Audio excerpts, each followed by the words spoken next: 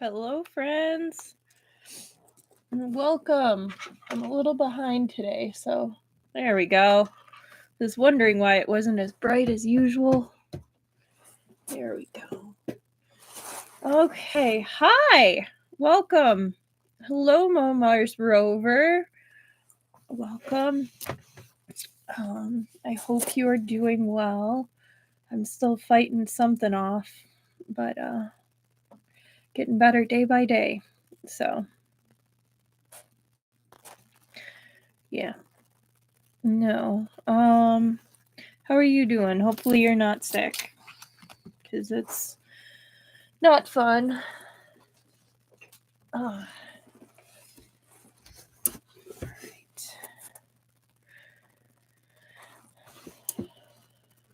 Glad that it's getting warmer, at least over by me.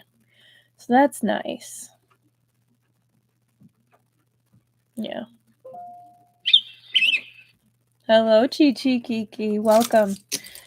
That is my phone reminding me I need to turn off all of my volumes and ringers. There we go. Okay. Got some allergies, but good besides. Well, I'm glad to hear it. I mean, not the allergies part. That stinks, but I'm glad you're good besides that. How you doing, Chichi Kiki? Doing okay?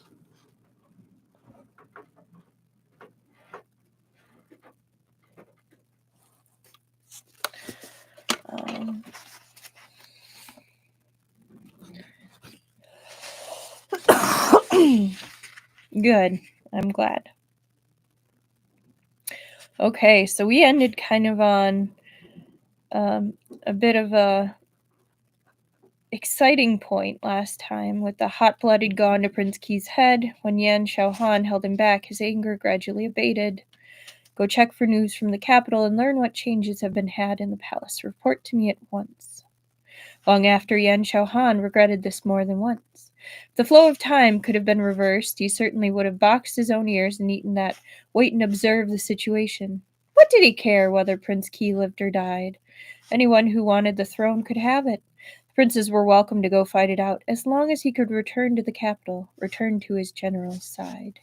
Yan Xiaohan had no idea that when he waited and observed, what came would be the ruin of the country, the loss of territory, and a lengthy separation. So that is where we ended last time. I've got some heating packs for my tummy because it's still kind of upset, which has been a running issue. But if you hear kind of jingling noises, that's just the what are they? Peach pits inside rattling about. Okay. We're just going to jump right in. Chapter 36, or 63, not 36. Oh my goodness. Great start, Rose. I forgot to do my little spiel at the beginning. Hello, I am Rosebud Reads, and this is Golden Terrace, read through volume 2. I think this is part 4. I do not own Golden Terrace. The only thing I own is the physical book in front of me and my time. So please don't come at me about copyright. I'm doing this just because I don't get anything out of this other than the satisfaction of doing it and putting the stuff out there. This is a pretty chill live stream, as you can already tell, probably. I will be talking to my comment section, saying hello, responding to comments, and making side comments about the story. If that's not really your flavor, that's totally okay, but maybe stay around, see if you enjoy. You might be surprised. If not, I totally get it. No worries. Yeah. Let's get started. Chapter 63. In the summer of the 26th year of Yun Tai, invaders captured the capital. Emperor Yun Tai traveled west in a panic. A portion of the officials with their female relatives and the common people in the capital went west to Shu with Emperor Yun Tai. Another portion, meanwhile, took their families and fled to the area of Jinshu and Huainan. Huainan. The Beiyuan cavalry pulled back their line of defense and broke through the western lines, having a direct encounter with Ningshou's forces along the way. The Beiyuan soldiers, with their bellies full of rage, defeated the rebel force of Ningshou. Fu Shen personally drew a bow and killed the rebel force's leader with a single arrow. On a moonless and windy night, 2 Beiyuan soldiers climbed up the wall of Ningshou City and hung the head from the city gate tower. This battle established their might. The Beiyuan cavalry was as ruthless as before. Wherever they passed, no one dared to get in their way their thrust. At the start of the 7th month, the Beiyuan army joined forces at Wu Wei with Gangzhou forces. As Fu Shen drew in the remaining soldiers from all over the northwest, reforming an army using Gangshou as his stronghold, he opened up land and had his troops plant in it, recuperating and waiting to make a counterattack. With the northern defense line broken, the Tartar, Ji, and Parhi troops had nothing to restrain them further. They drove straight into the heart of the Central Plains. Half the nation's territory fell into the hands of foreign enemies. The court no longer existed. Under these circumstances, Huaiyan's military commissioner Yu Chanfeng was first to raise an army to resist the enemy, repelling the Parhe troops in the north of the Huai River, obstructing the barbarians in their southward tread. Soon after this, Commandery Prince Ziping Duan Guihang claimed that the southwest was putting its own protection first and would only accept refugees from the north. They wouldn't send troops to come to the rescue. With these 2 examples before them, the other military commissioners followed suit, one after another, becoming independent within the limits of their own jurisdiction, each managing their own state affairs. With the exception of resisting the foreign enemies, they arranged not to disturb each other.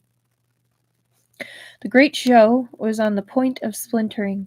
The nation's fortunes were running out. In autumn of the same year, Prince Qi Sun Duan established himself as emperor in Jinling and the distant Emperor Yuntai as the retired emperor. His dynasty was called Zhou. The regional title was changed to Changshi, long rule, and the capital fixed in Jinling. This was announced everywhere. The day he ascended the throne, the military commissioners of Jiangnan, Jingchu, Lingnan, and Fujian, as well as the Eastern Sea Navy, came together to deliver their congratulations and support the new emperor. The new court was composed of both the old officials who had fled from the north and the renowned worthy personages of Jiangnan. Emperor Changji did not establish a prime minister, but imitated the old practices of Yuntai court, opening a Yanning hall to resolve state affairs along with key ministers.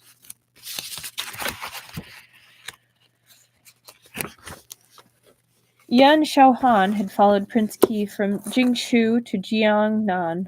He had first prevented him from returning to the capital, then mediated with the various military commissioners.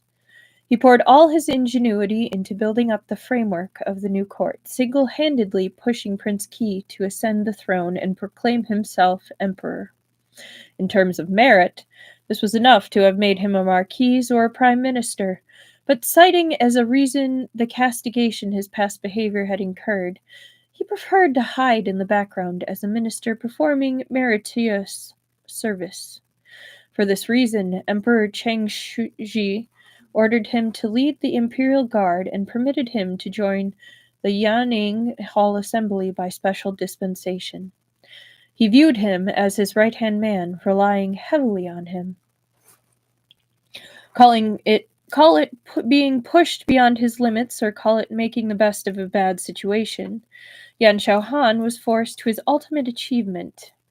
He exerted boundless latent strength, and at last, over a bumpy road, accomplished the magnificent feat of saving a desperate situation through enormous efforts. Jiangnan's ministers could accept this, and the old ministers who had cursed Yan Xiaohan openly and in secret had their eyes opened.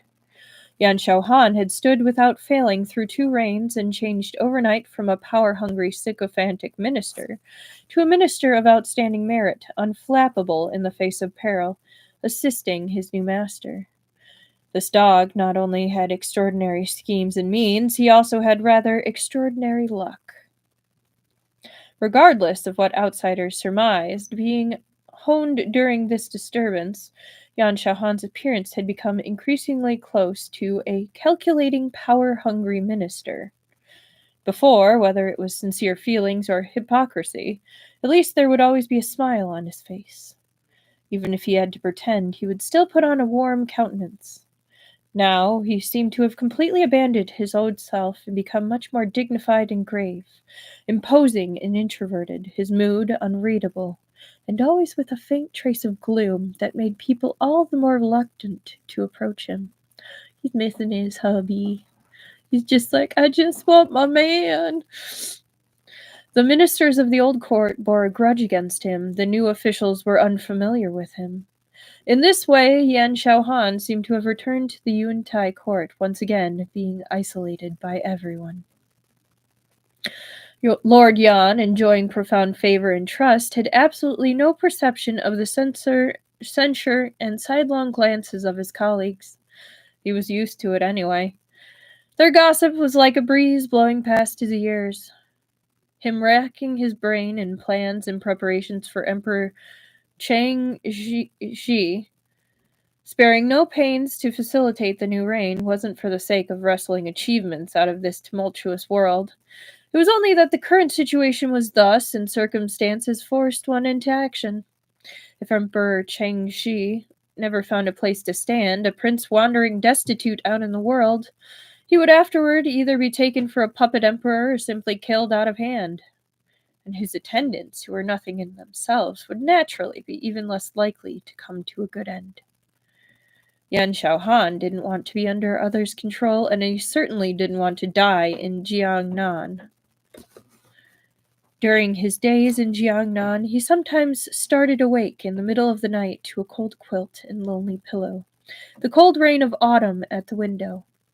His hand would fall on the empty bed beside him, but find nothing to grasp, futilely closing on a handful of cold, damp air.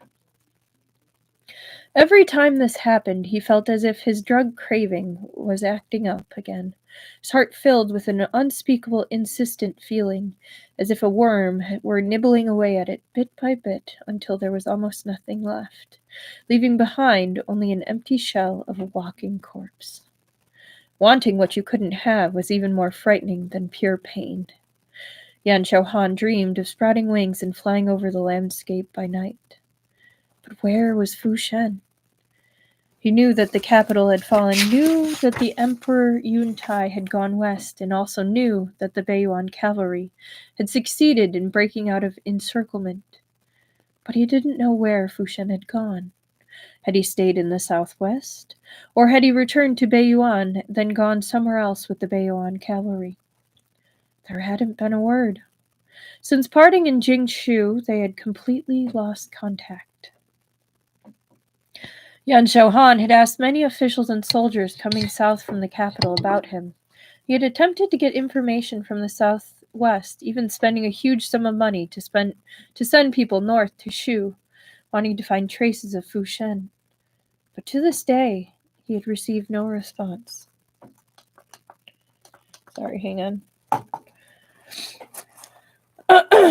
Separating them were the central plains, fallen to the enemy, but it seemed as if a whole world separated them. Demanding work and frustrated emotions left him sleeping badly. Yan Xiaohan often woke in the middle of the night and couldn't get back to sleep. Usually he would keep his eyes open until daybreak, then force himself to get up to attend morning court. Luckily, he was still young, and his body could sustain this exhaustion. When he was really so sad he couldn't take it, he would go to the always prepared candy box on his desk and find an osmanthus candy to eat. In fact, this was useless. Even the psychological comfort was minuscule, because the original bag of candy was long gone, and while the newly bought candy was exquisite and sweet, its osmanthus aroma strong, the flavor was still different from that original bag. That day outside the inn, Fu Shen had hurriedly given him a purse of osmanthus candy, and ever since he hadn't been able to find candy as sweet as that. He loves his husband so much, and I just love it. Like, he is so sweet. Sweet as osmanthus candy, what do you think? Outside of Guangzhou City. In the northwest, autumn was bright and brisk, the sky high and vast, and beneath the blue sky were boundless fields. Fu Shen and Yu Qiaoting were each holding a piping hot bowl of lamb soup, and were squatting very indecorously on an embankment between the fields, watching people harvest wheat. Looked at from behind, they looked just like two shepherds. Yu Qiaoting stammering said, "Lord Marquis, two such important generals as ourselves, it doesn't look very good for us to be squatting here, does it?" Fu Shen sneered. "When you enter a village, you follow its customs. You're too attached to your dignity." Yu Qiaoting said, "You've gone a little too far following them." Fu Shen raised his eyelids and asked askance to him, "Is the lamb soup good? Not good?" "It's good," said Yu Qiaoting. "But not good enough to stop your mouth," Fu Shen said. "Stop chattering. You're annoying me." Yu Qiaoting instantly understood, and with a malicious smirk asked, "Are you missing your so-and-so at home? We got news from the south, didn't we, that the new emperor has ascended the throne and he's a minister of merit, serving as head of the imperial guard in warm and tender Jiangnan. What else do you have to worry about?" Fu Shen had a mind to kick that scoundrel Yu Qiaoting in his pleasure at others' misery off the embankment, but there really was no one else around who he could discuss his love life with, so he just had to hold his nose and put up with it. One in the south, one in the north, not knowing when we can see each other again. Don't you think that's worth fretting over? Smiling, Yu Qiaoting said, "That's easy. You're planning to send out the troops next spring anyway. When you fight your way to Jinling, won't you see him then?" "You say that as if we can get to Jinling," Fu Shen said feebly. "The barbarians have occupied the central plains north of the Huai River, 18,000 li from Jinling. Why don't you try fighting your way there?" Yu Qiaoting said, "As I see it, the new emperor has put together a little court in Jiangnan, and put it together very properly. I'm only afraid when we're fighting for our lives in the north, they won't be the least bit worried in the south." Hearing this, Fu Shen was even more fretful. At Wu Wei, he had once again brought the Ganshao forces and the scattered soldiers of places throughout the northwest into the Beiyuan cavalry. He had military power in his grasp, no less than the great Zhou court in Jiangnan had. But Fu Shen couldn't use their soldiers to set himself up as an independent power. The Beiyuan army had vowed loyalty and devotion to the nation for many years. Naturally, they saw retaking the Central Plains as a matter of course. But that they thought so didn't mean that the various independent military commissioners in the Jiangnan court could also think so. The capital had possessed 3 lines of defense: the Beiyuan cavalry, the capital barracks, and the imperial guards, and it had still been toppled by the foreigners. Relying solely on the strength of the Beiyuan army, how many years would it take to wrest the Central Plains back from the hands of the enemy? And even if they took it back, how would North and South once again combine into one? Who would have legitimacy? And what position would the Beiyuan army find itself in then? Long-term considerations and present worries weighed down on his heart in layer upon layer. Fu Shen's breast could contain only so many feelings. For a time, he felt so weighed down he couldn't draw breath. He gave a long sigh and raised his head to look at the sky. By chance, he happened to see a wedge of wild geese flying by in formation. Fu Shen narrowed his eyes, figured the distance, and shoved his empty bowl into Yu Qiaoting's hand while he himself stood and took the longbow off his back. He backed up a few steps, reached back to take an arrow to put on the string, then drew the bow and took aim. The arrow flew away with a whistle. A few breaths later, a wail came from midair. A wild goose at the end of the formation fell straight down out of the sky and landed not far from them. Before Fu Shen could go pick it up himself, a farmer over there had already brought it over for him. The wounded wild goose was still alive, one of its wings pierced by the arrow. It flapped constantly in Fu Shen's grasp. Yu Qiaoting looked up at him and praised him. "Not bad, very fat. I didn't shoot it down so you could eat it." Fu Shen held his bow in one hand and the goose in the other. He turned and walked back. "Have Du Lung come by my place and bring ointment to treat wounds." "Huh?" Yu Qiaoting was all at sea. "What for?" Without so much as a look back, Fu Shen said, "So Du Lang can treat its injury. Isn't this goose going to fly south? Well, it can help me out while it's at it." "What?" said Yu Qiaoting. "Haven't you heard the legends of fish and wild geese acting as messengers? Unfortunately, I lack the extreme beauty to make fish sing and birds alight. All I can use are my martial skills." Having said this, Fu Shen pondered and thought it was a little inexcusable that, having something to ask of the goose, he had injured it, so he raised the goose he was holding and earnestly said to it, "Brother Goose, I'm very sorry." The wild goose was speechless. Yu Qiaoting, left behind still holding two bowls, was also speechless. Had the Marquise of Jingning fallen prey to his obsession and finally gone mad? What do you want to bet it's actually going to work?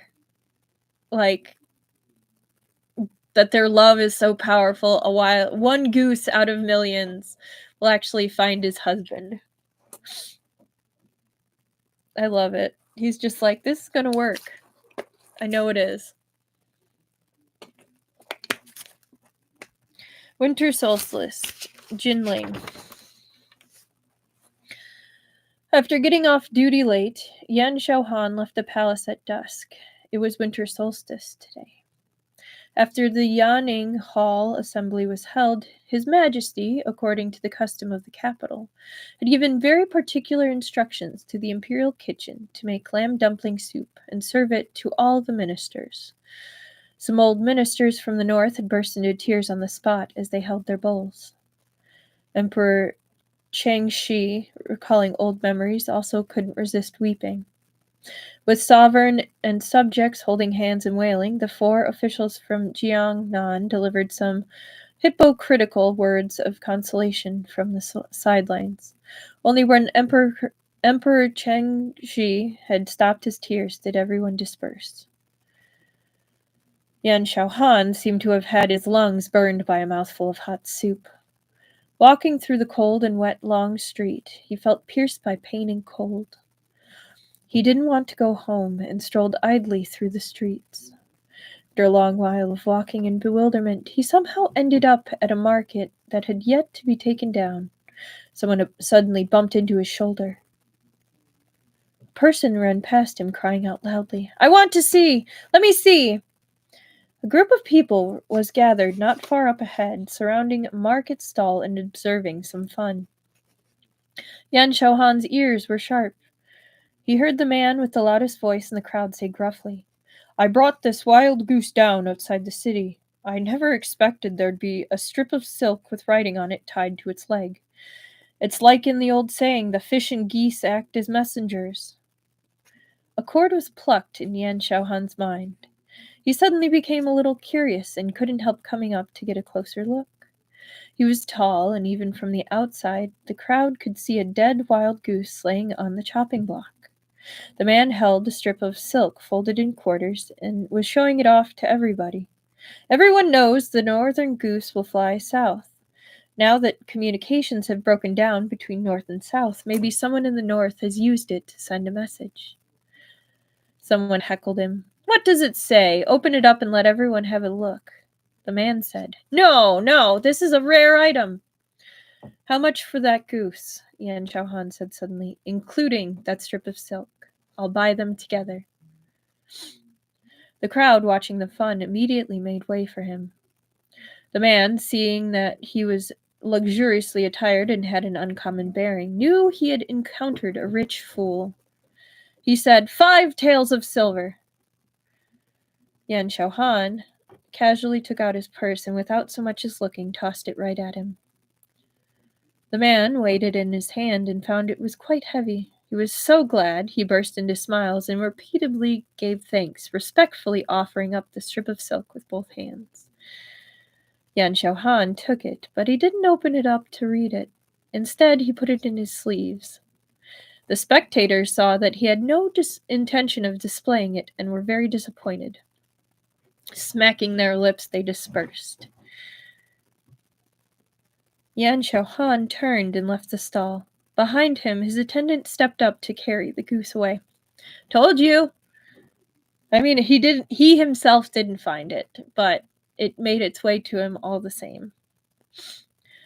With a breath caught in his chest, Yan Xiaohan reached a place without any people, then repeatedly took up the strip of silk and let it go. His palm was full of cold sweat. He warned himself again and again not to harbor delusions. It was only a coincidence that Northern Goose happened to be a homophonious with Beiyuan, and letters delivered by Goose were an old story that had grown trite with use. He had to be crazy to have impulsively bought a completely meaningless thing like this.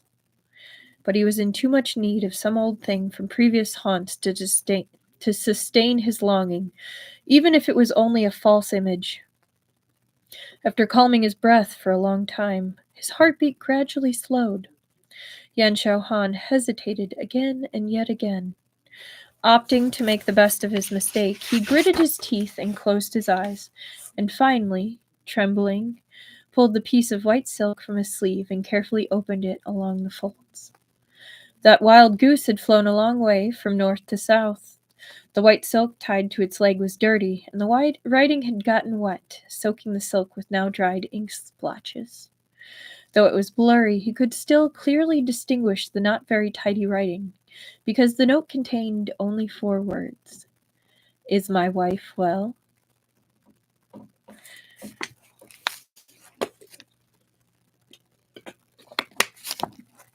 Oh my god, even when he's sending a note, he's being such an ass, and I love it. Chapter 64. He had lived for over 2 decades, and only now was he learning that there really was such a thing as a sentence, a handful of words, that could break your heart. Yan Xiaohan was petrified. In a panic, he thought, was this written for me? He was like a person nearly frozen to death in an icy wasteland, on the point of losing all hope, suddenly seeing a gleam of light. It didn't matter whether it was illusion or phosphorescence,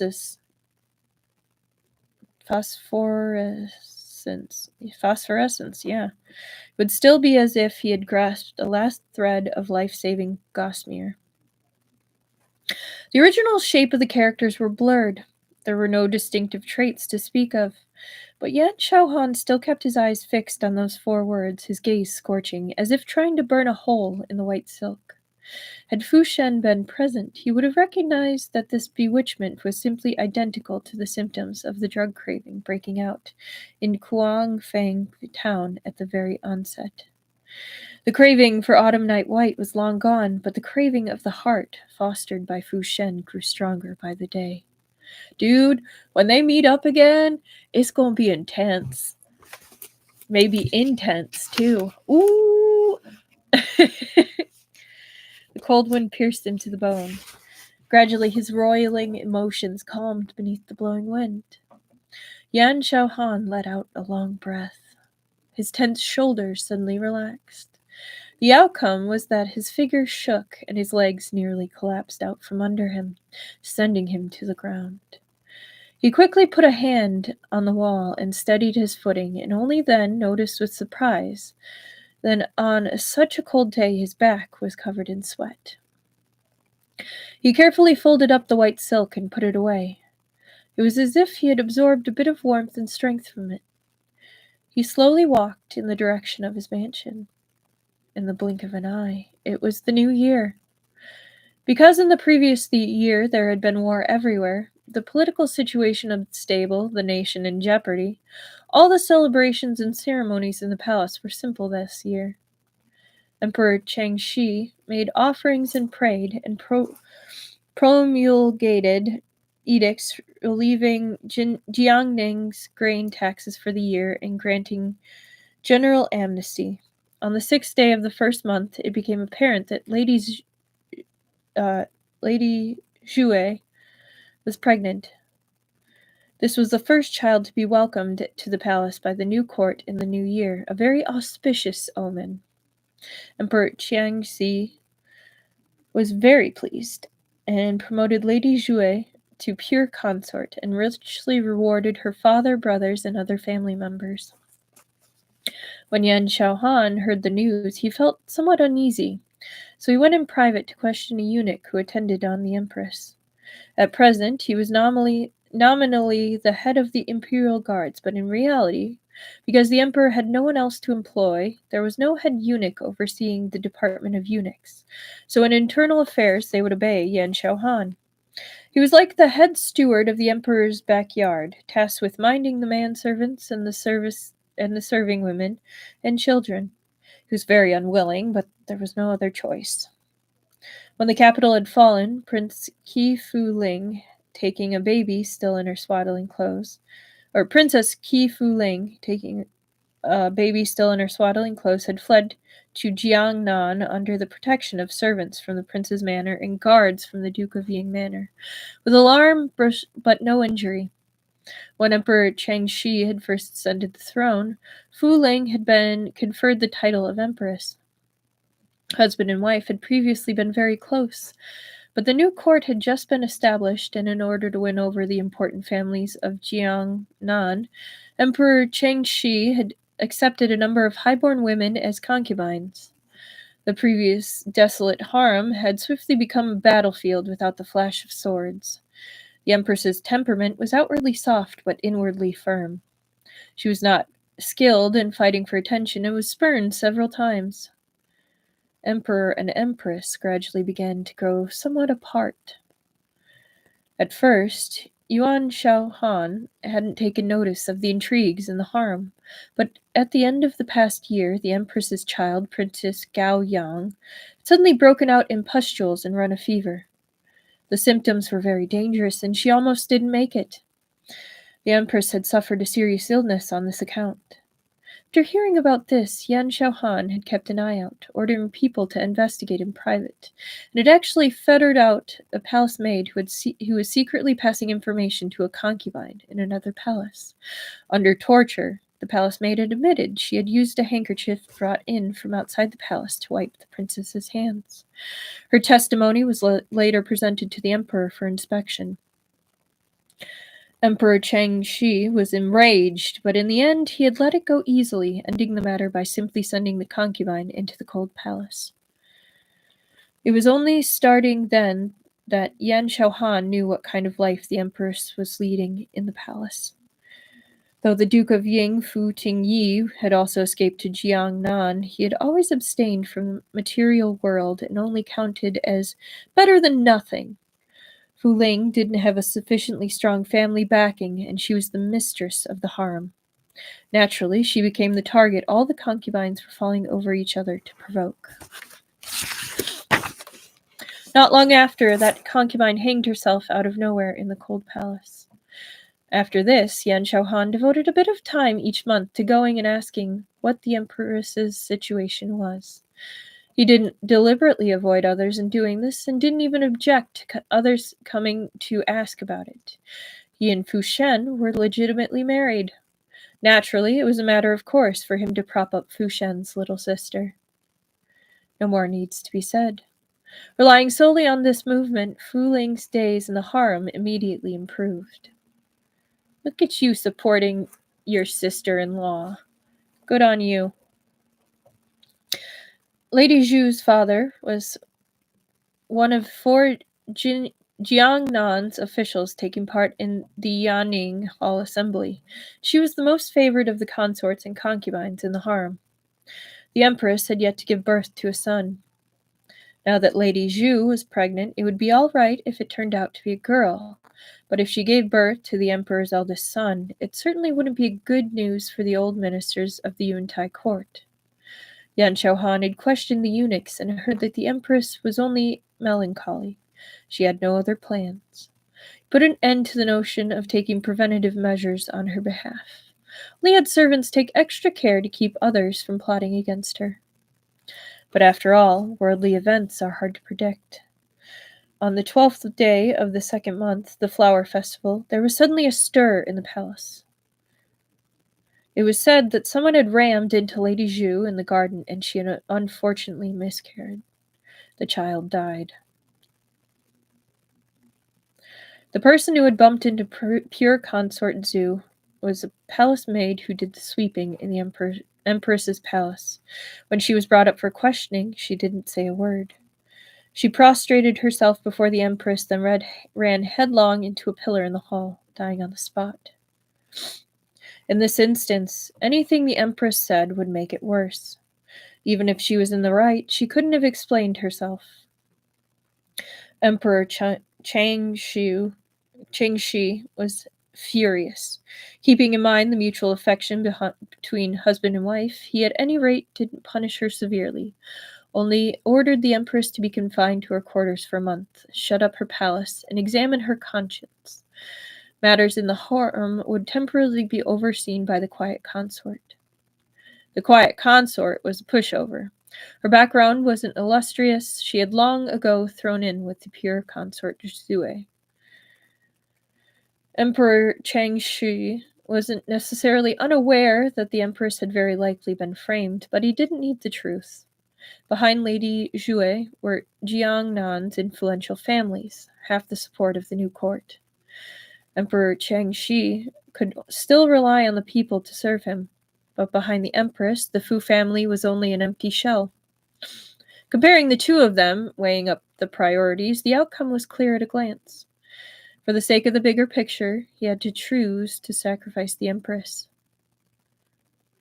But he had forgotten that there was still a Fu family member at court whose surname wasn't Fu.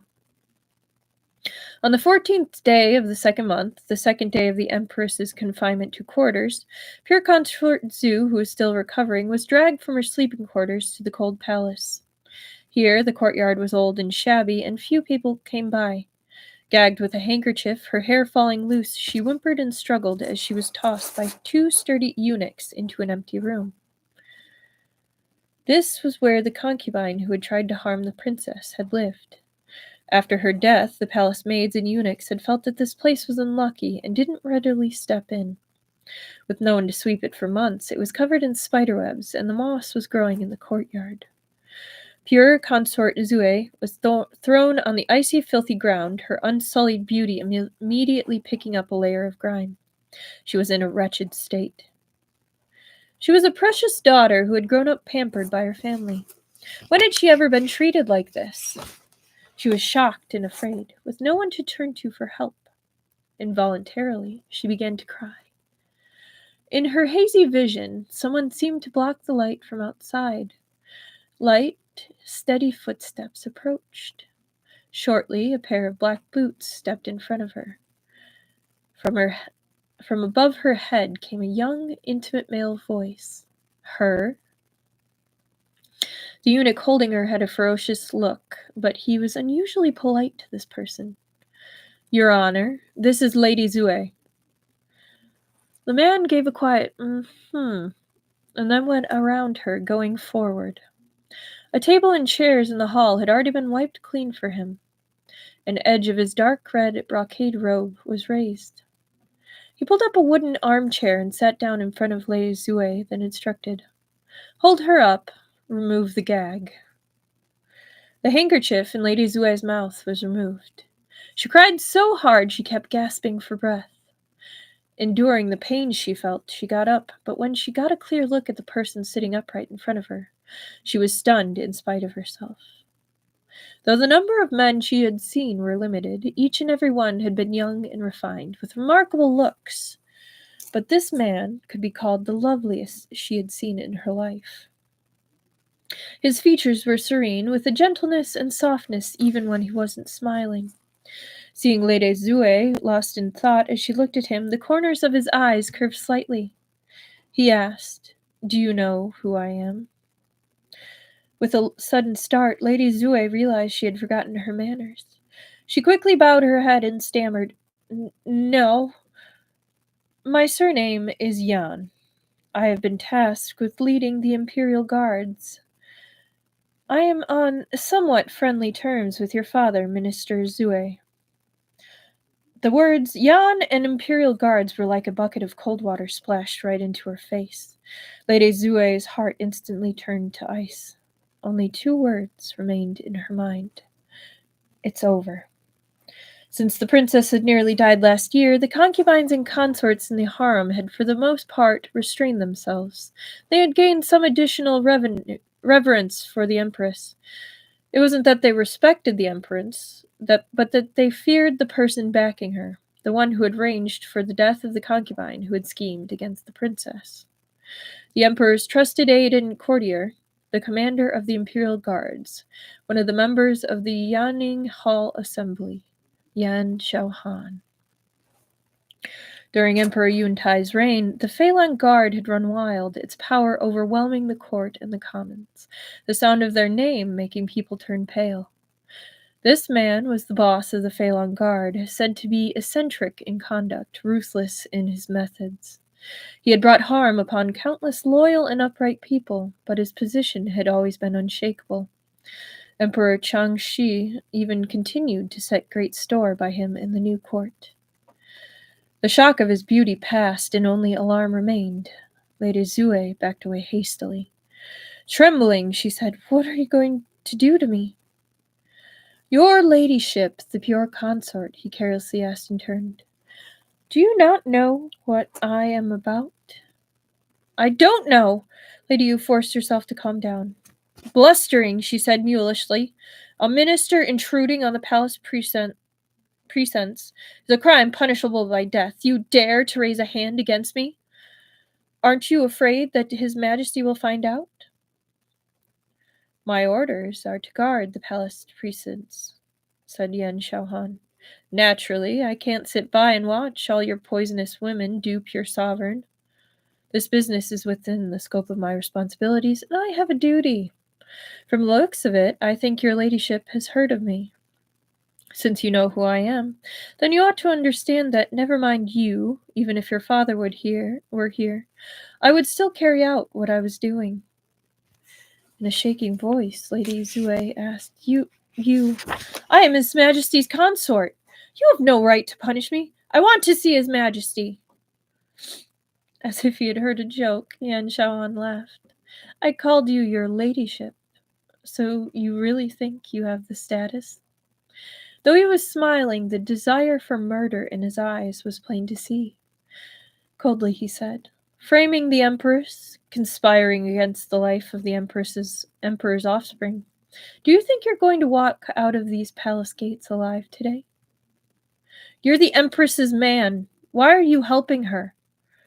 Lady Zue was finally scared to tears. Incoherently, she cried out, "Whatever she gave you, I can give you that too. You—" "Because her surname is Fu," Yan Xiaohan interrupted her lightly. "When you framed the Empress on the Flower Festival, you took it upon yourself to violate my taboo. You were courting death." "The Flower Festival? What did it have to do with the Flower Festival?" Lady Zue was completely bewildered, but of the eunuchs standing by in attendance, one had come from the north. As he thought of the Flower Festival, he immediately understood. Wasn't that precisely the date on which Officer Yan had married the Marquise of Jinning last year? Marquise Fu's whereabouts were unknown, and the Empress was his only full-blooded little sister. No wonder Lord Yan was so angry. Lady Jue was unlucky to have offended him. Since coming to Jiangnan, Yan Xiaohan had rarely sent people into the west, but when he occasionally struck, he seemed increasingly perverse and vicious. This form of venting his feelings was in fact completely useless. It was only that when his sore spot had been poked, he would be in pain. So the wrongdoer had also better not think of getting away easy. The eunuch stepped forward with a strip of white silk in both hands. Softly he said, "Your ladyship, please go ahead." Lady Jue looked at Yan Xiaohan in disbelief, her eyes nearly popping out of their sockets. But he didn't look at her. He was staring out the window at a cluster of white flowers, thinking about something unknown.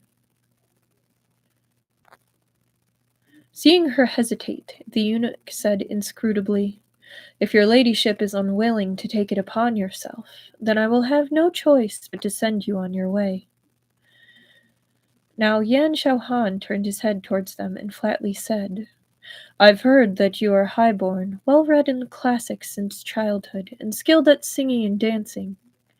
A fortune-teller once asserted that your fate was elevated, that you were certain to marry well." At this point he couldn't resist a snort. "That is the rumor throughout all of Jinling City, and I'm sure your ladyship believed it as well, and thought you were going to be the next Wei Zifu. Sorry. This strip of white silk is already affording you enough dignity." Leaning against the arms of the chair, Yan Xiaohan stood and looked down on her from high. Darkly he said, "I recommend that you take some initiative, your ladyship. If you continue not to know what's good for you, I'll turn you into a Madame Qi." Lady Jue reacted as if a viper had caught her in its sights. Her blood ran cold. She knew something of poetry and literature and had studied history. She immediately understood Yan Xiaohan's threat and knew there was no way for her to escape her fate. She was sure to die. Madame Qi, favorite concubine of Emperor Gaozhou of the Han Dynasty, whose son Liu Ruyi, owning to the great favor she received from the emperor, several times nearly placed the crown prince Liu Ying. After Gao Zhu's passing, Liu Ruyi was called to the palace by Empress Liu and poisoned to death, while his mother, Madame Qi, had her limbs cut off, her eyes removed, and her ears cut off. She was forced to drink a toxin that made her mute, made to live in a latrine and called a human swine. Between the pure consort and the empress, it wasn't only a harem power struggle. It was also a struggle over the future crown prince, a silent clash between the old ministers of the north and the new nobility of Jiangnan. Yan Xiaohan departed with a flick of his sleeves. In the first year of Changshi, on the 14th day of the second month, pure consort Zue suffered postpartum frenzy. Her mind became deranged, and she hanged herself in the cold palace. That night, scars were scattered in the sky like snow. The Changchu palace hurriedly asked an imperial physician to come and take the empress's pulse. Upon examination, Empress Fu turned out to be pregnant. Among the court and the commons, everyone took this as a propitious sign. So Zifu was an empress consort during the Han Dynasty who had a second longest term as empress in Chinese history. Fun fact.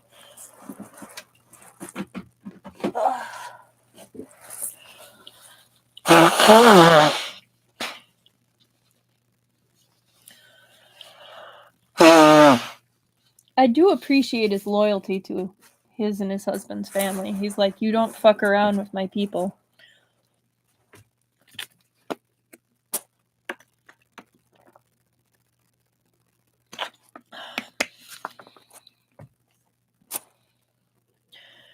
Chapter 65.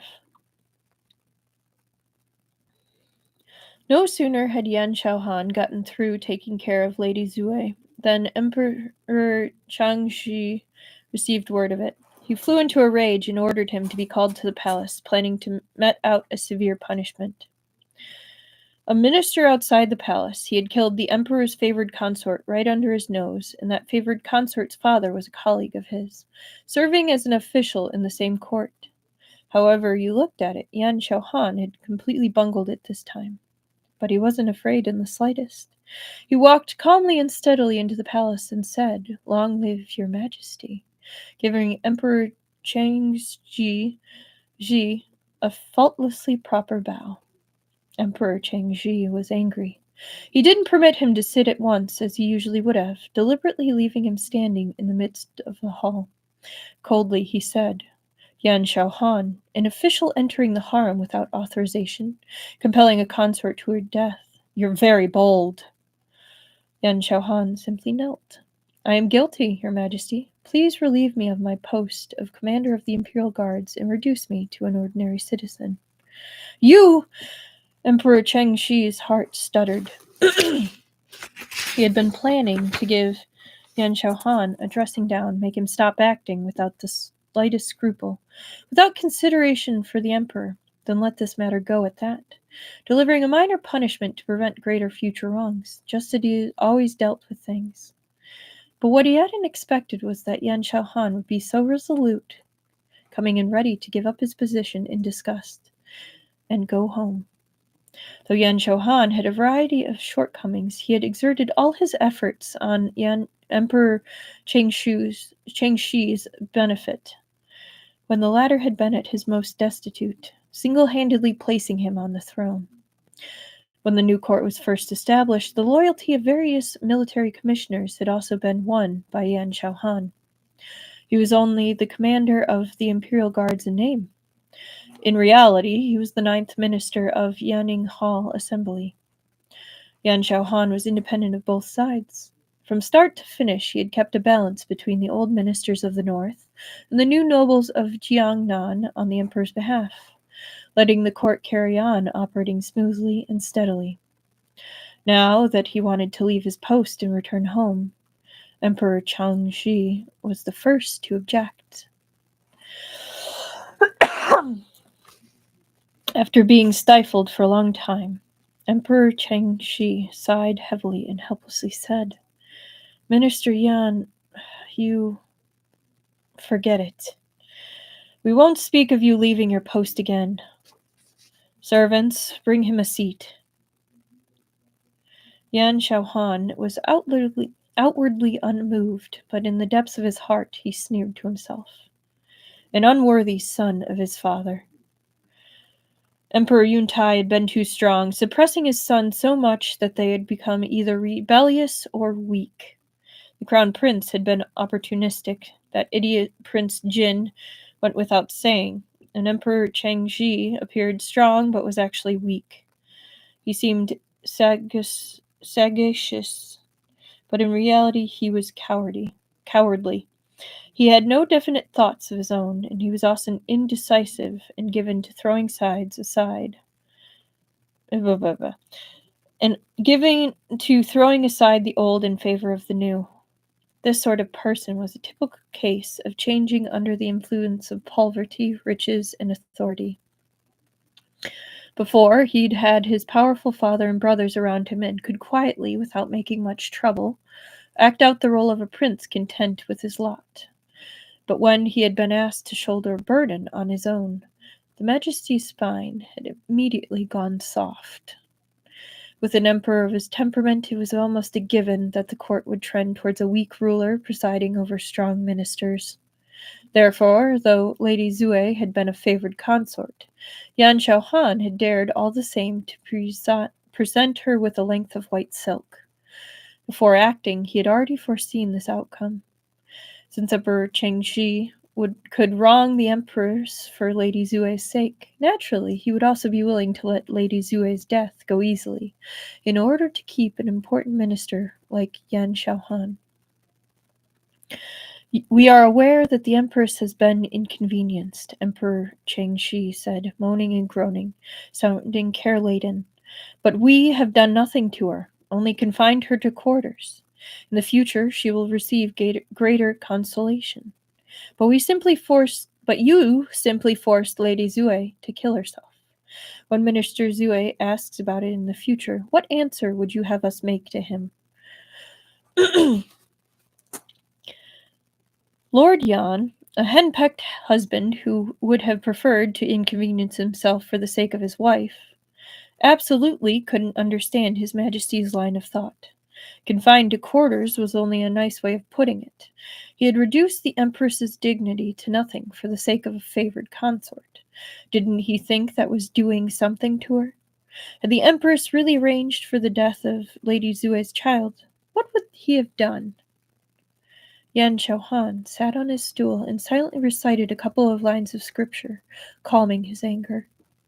As mildly as possible, he said, "Your Majesty, you sit upon the imperial throne and hold power over everyone's lives and property. You have no need to account for your actions to anyone." Emperor Chengxi was briefly quiet, then hesitantly said, "But Lady Zue, Your Majesty, Lord Zue sent his daughter into the palace and secretly arranged for people to publicize Lady Zhue's elevated fate. Haven't you realized yet what he is attempting?" Yan Xiaohan said gravely. "It isn't untrue that you rely heavily on Jiangnan's wealthy families, but Minister Zue wants to change the court into Jiangnan's court. Your Majesty must be sure not to look only at what is before your eyes. Great Zhou embraces the four corners of the landscape. It isn't only compromised of Jiangnan. In the future, you will recover the Central Plains and return to the capital. Live up to the ardent hopes of the people, not let down your ancestors and the country." As expected, Emperor Chengxi's expression wavered. He had already forgotten Yan Xiaohan's offense of overstepping his authority. His thoughts had been entirely carried away by Yan Xiaohan. "Of course we wish to go on an expedition north, but the new court is not yet firmly established. Men, provisions, funds, we lack everything we need. What will we use for an expedition north?" "That isn't a big problem, actually. At the outset, several military commissioners promised that if the court wanted to retake the Central Plains, they would of course send troops in aid," Yan Xiaohan said. However, the court still has to raise a presentable army. We can't rely on the military commissioners alone. Furthermore what? Emperor Chengxi pursued. Yan Xiaohan hesitated, then at last said quietly, "Your Majesty, the military commissioners place themselves in positions of importance by amassing troops. There is practically no difference between them and vassal princes who have seceded from the emperor. Supposing we do take back the Central Plains in the future, the court will still require sufficient troops to overawe the various military commissioners." He came to a halt, unexpectedly remembering the Beiyuan cavalry as well as their commander-in-chief. Emperor Chengxi took his point. He nodded and said, "That is well said. This matter ought to be handled earlier rather than later. Have you made any plans? If so, present a memorial to the throne discussing them." Yan Xiaohan stood and agreed. It seemed that Emperor Chengxi's thoughts had gone in the same direction as his. With a sigh, he said, "If we had an elite force like the Beiyuan cavalry in our hands, what need would we have to be worried about retaking the Central Plains? What a pity that the Marquis of Jingning—" He shook his head and stopped gravely. Since entering the palace, Yan Xiaohan hadn't ceased to sneer inwardly. This time, he really couldn't resist interjecting. If the Marquise of Jingning were here, however bold Lady Zue might have been, she still wouldn't have dared to provoke the Empress. Emperor Changji looked sheepish and said in displeasure, "Enough. We wouldn't have thought that your relationship with the Marquise of Jingning was good enough to merit you speaking on the Empress's behalf time and again." Yan Xiaohan considered briefly and thought that he and Fu Shen couldn't pretend forever that they didn't get along. Sooner or later, the two of them would be openly going everywhere together. Being frank with Emperor Qiangji now would be better than being guilty of lying to one's sovereign later. Cupping his hands, he said, "Permit me to explain, Your Majesty. When the retired emperor arranged this marriage for me, there were unmentionable secrets involved. As expected, Emperor Chengxi's curiosity was provoked. Let us hear of them." Pushing the blame onto the late crown prince and slightly glorifying the true reason behind Emperor Yuntai's arranging their marriage, Yan Xiaohan explained everything in detail. Emperor Chengxi listened, entranced. He said in astonishment, "So, father, from what you say, you and the Marquise of Jinning aren't truly husband and wife, in fact, and you have only been taking care of him for the sake of Beiyuan's military power?" Unflappably, Yan Xiaohan hinted, "Your Majesty, the wounds to the Marquise of Jinning's legs will not heal fully for the rest of his life. He cannot continue leading troops. But the Beiyuan cavalry will always be under his control. The Empress is his only full-blooded little sister. If you treat the Empress well, you will no longer need to use any crafty maneuvers. The Beiyuan cavalry will naturally be a major aid in the court." Emperor Chengxi, not letting him off, pursued, "So what is actually going on between you and Fu Shen?" ... Yan Xiaohan hadn't thought that His Majesty would ignore proper business in favor of being extraordinarily interested in his domestic life. He could only say, "Your Majesty, I was born a cut-sleeve and will never have offspring. The Marquis of Jinning is young and soldierly. I want the military power he holds. Being married to him while I am about it poses no conflict." Though he loved him, love had its limits. Power was more important than love. But leaving aside that point, overall, he still loved him. The way he described himself was practically like a reproduction of Emperor Changxi. Emperor Changxi felt sympathy for someone in a similar position to himself, and he had understood the implicit promise of never have offspring. He was satisfied with Yan Xiaohan's good sense, and some of his wariness had vanished. He magnanimously waved a hand and said, "All is well. You may withdraw." Yan Xiaohan bowed and left with a sneer in his heart. As if to bear out what Yan Xiaohan had said, not long after, news came from the north that the Beiyuan cavalry, entrenched in Gangshou, had sent troops to Ningxiao. The wretched Ningxiao rebel troops once again got things going and were pounded to scrap metal by the Beiyuan soldiers who were like tigers released from a cage. 5 days later, the Beiyuan army had retaken all of Ningxiao. Along with battlefield reports sent to all military commissioners and the new court in the south, there was also a letter personally written by the Beiyuan commander, Marquis of Jinning, Fu Shen. At morning court, Yan Xiaohan hid his hands, trembling like chaff being sifted in his wide sleeves, but no one took note of his unusual condition, and no one cared what was written in that letter. Amid extreme shock, everyone was digesting the same fact. Fu Shen was back. Just looking at this handwriting with its knife-edge strokes, you seem to be looking at General Fu himself, eternally striving against the current, capable of turning the tide. Since the catastrophe, he was the first person to raise a banner in support of the throne, the first to retake Ningxiao, the first to send word to all points to ask the various military commissioners to send aid to join him in expelling the foreign enemy for taking the Central Plains. The politics in this story are super cool. Even when the romance is on the back burner, I'm still super invested. I mean, same. Like I love Danmei for that purpose, where it's like, yes, it is a romance, but like it's a story first. And this is totally fascinating. And I think some of this is actually based, like historically based, if I'm remembering correctly.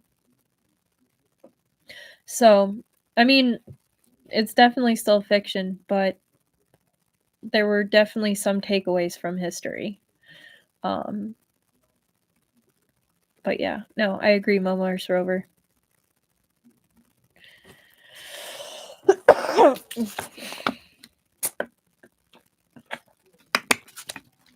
Of all the soldiers in the country, only the Baiyuan cavalry had followed through on the words, "Defend our homes and our nation." Not even the court of Jiangnan, which considered itself to be legitimate, necessarily had as strong a power to rally support as he did. Before half a month had passed, all the military commissioners had answered one after another. Huainan and Xiangshou were the first to dispatch troops, pushing the defense line of the Tartar and Ji army back to the north of the Han River. The Baiyuan cavalry had Fushen to oversee it. They went through the opposing forces as if splitting bamboo, rapidly retaking the provinces and countries west of Chang'an. The fourth month, Jiangnan's court dispatched troops that went north by two routes. On one route, they assaulted Shushao with the Huainan forces. On the other route, they encircled Xiang'an with the Xiangshou forces and the Baiyuan army.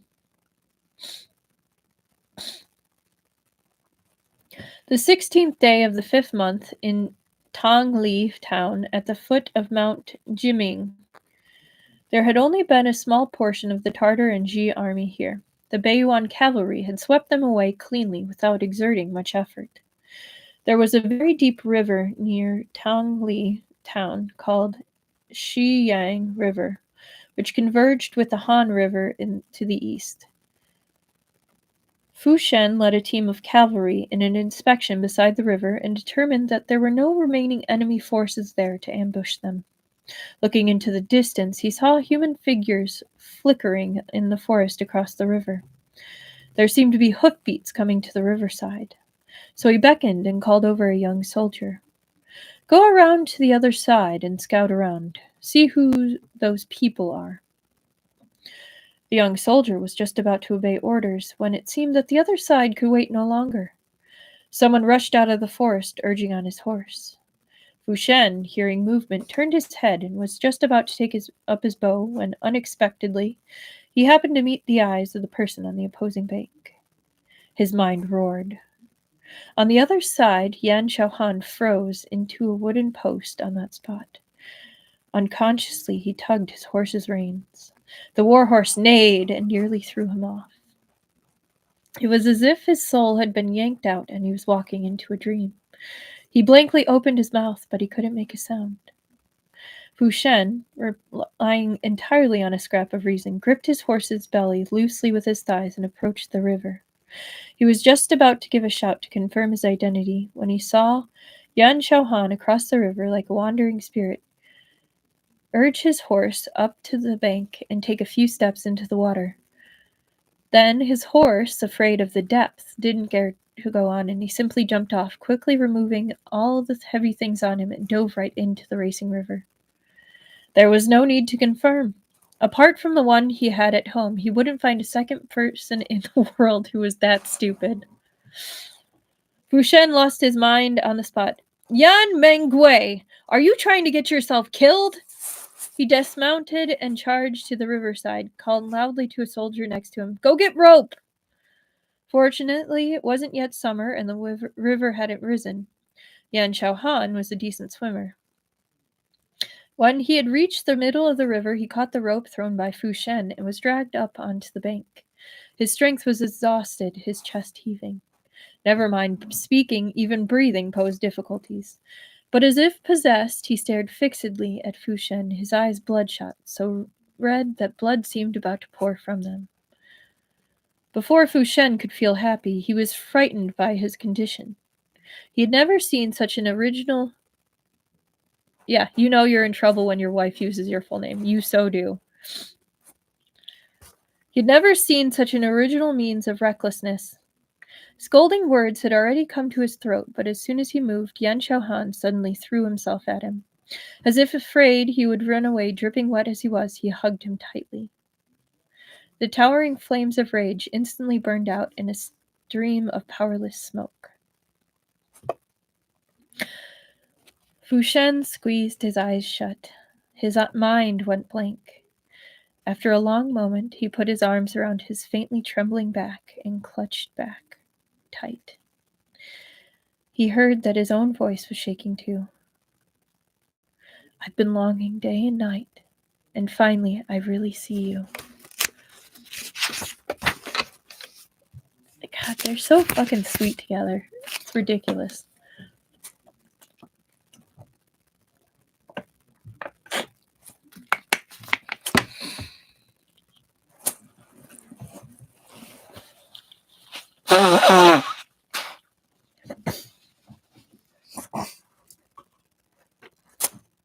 Chapter 66.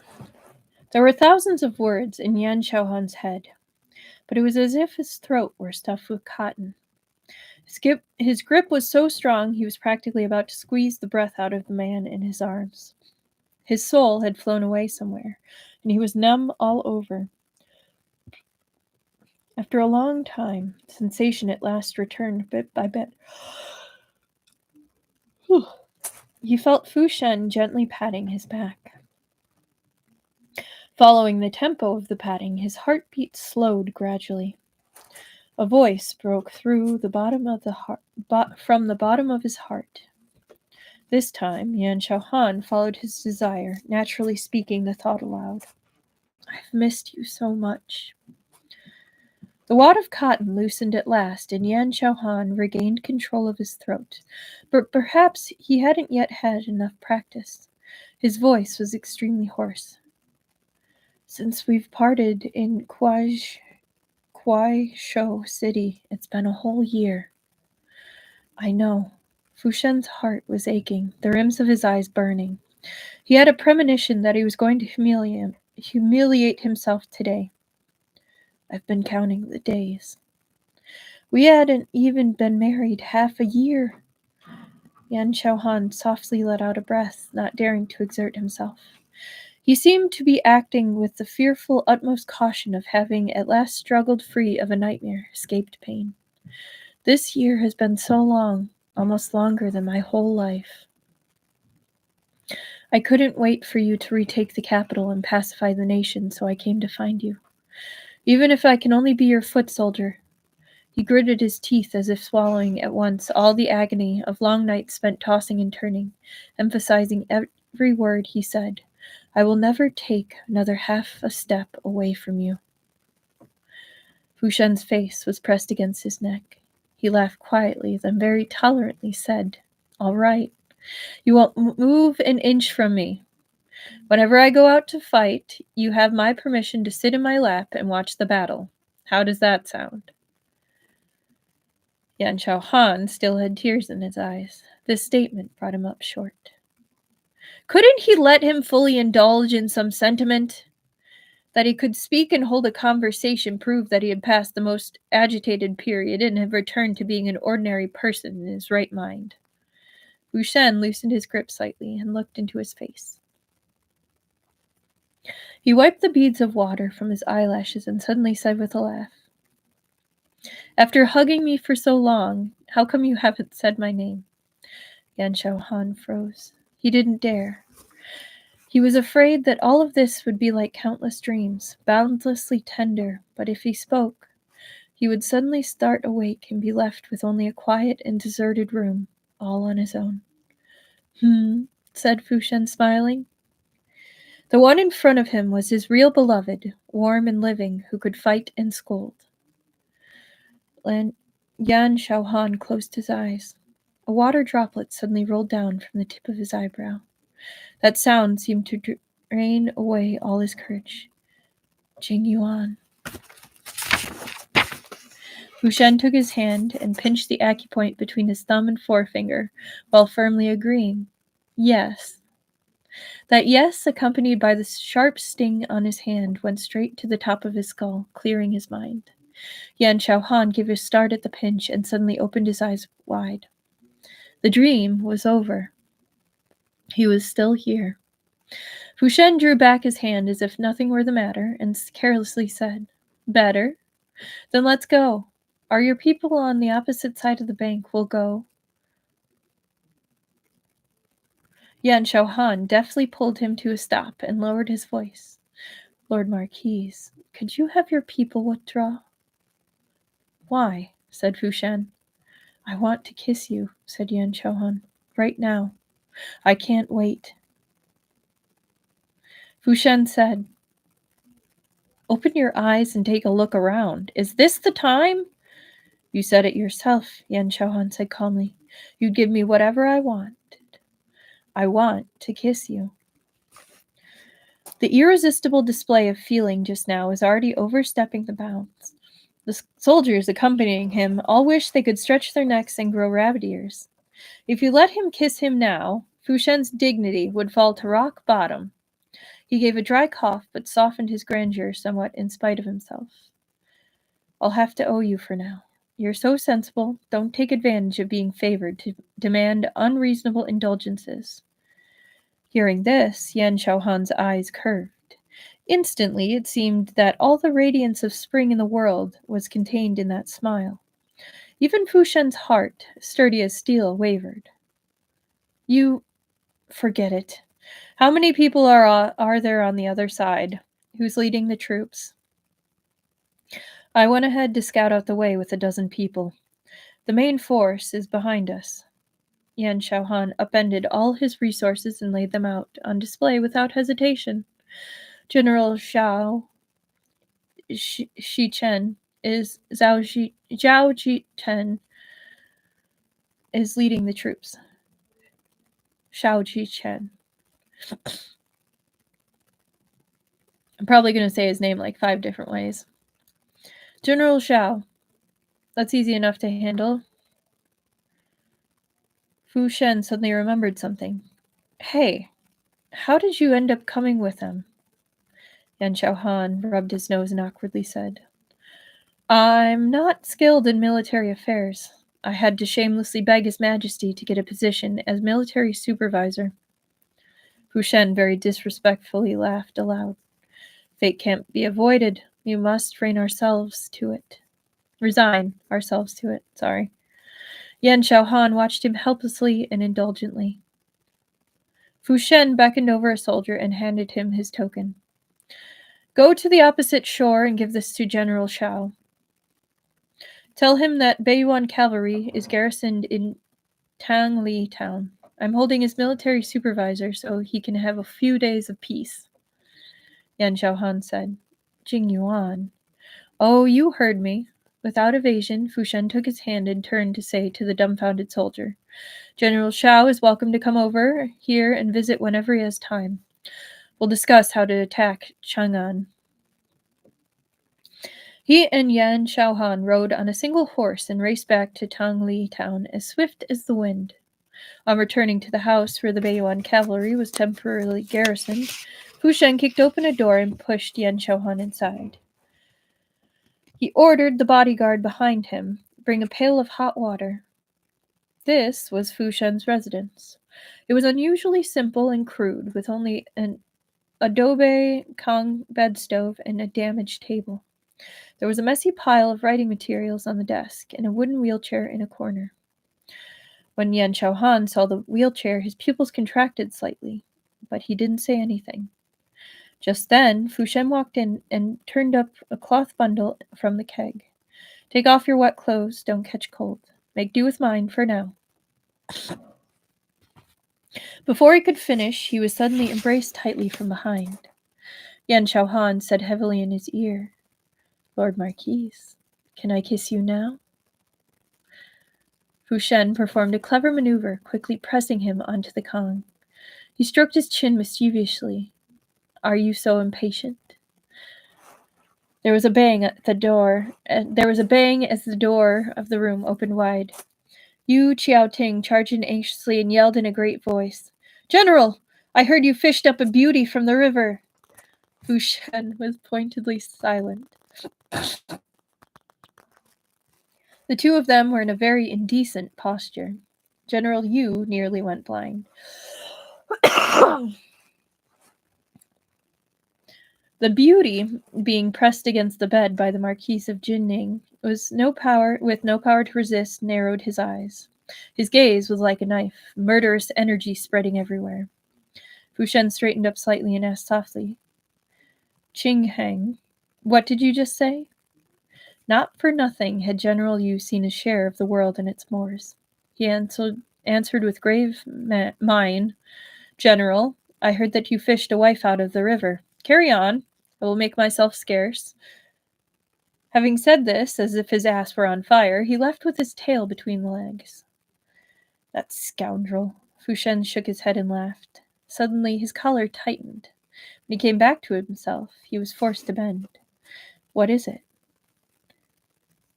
Like an enraged pufferfish, Yan Xiaohan asked with his hackles raised, Why didn't he knock before coming into your room?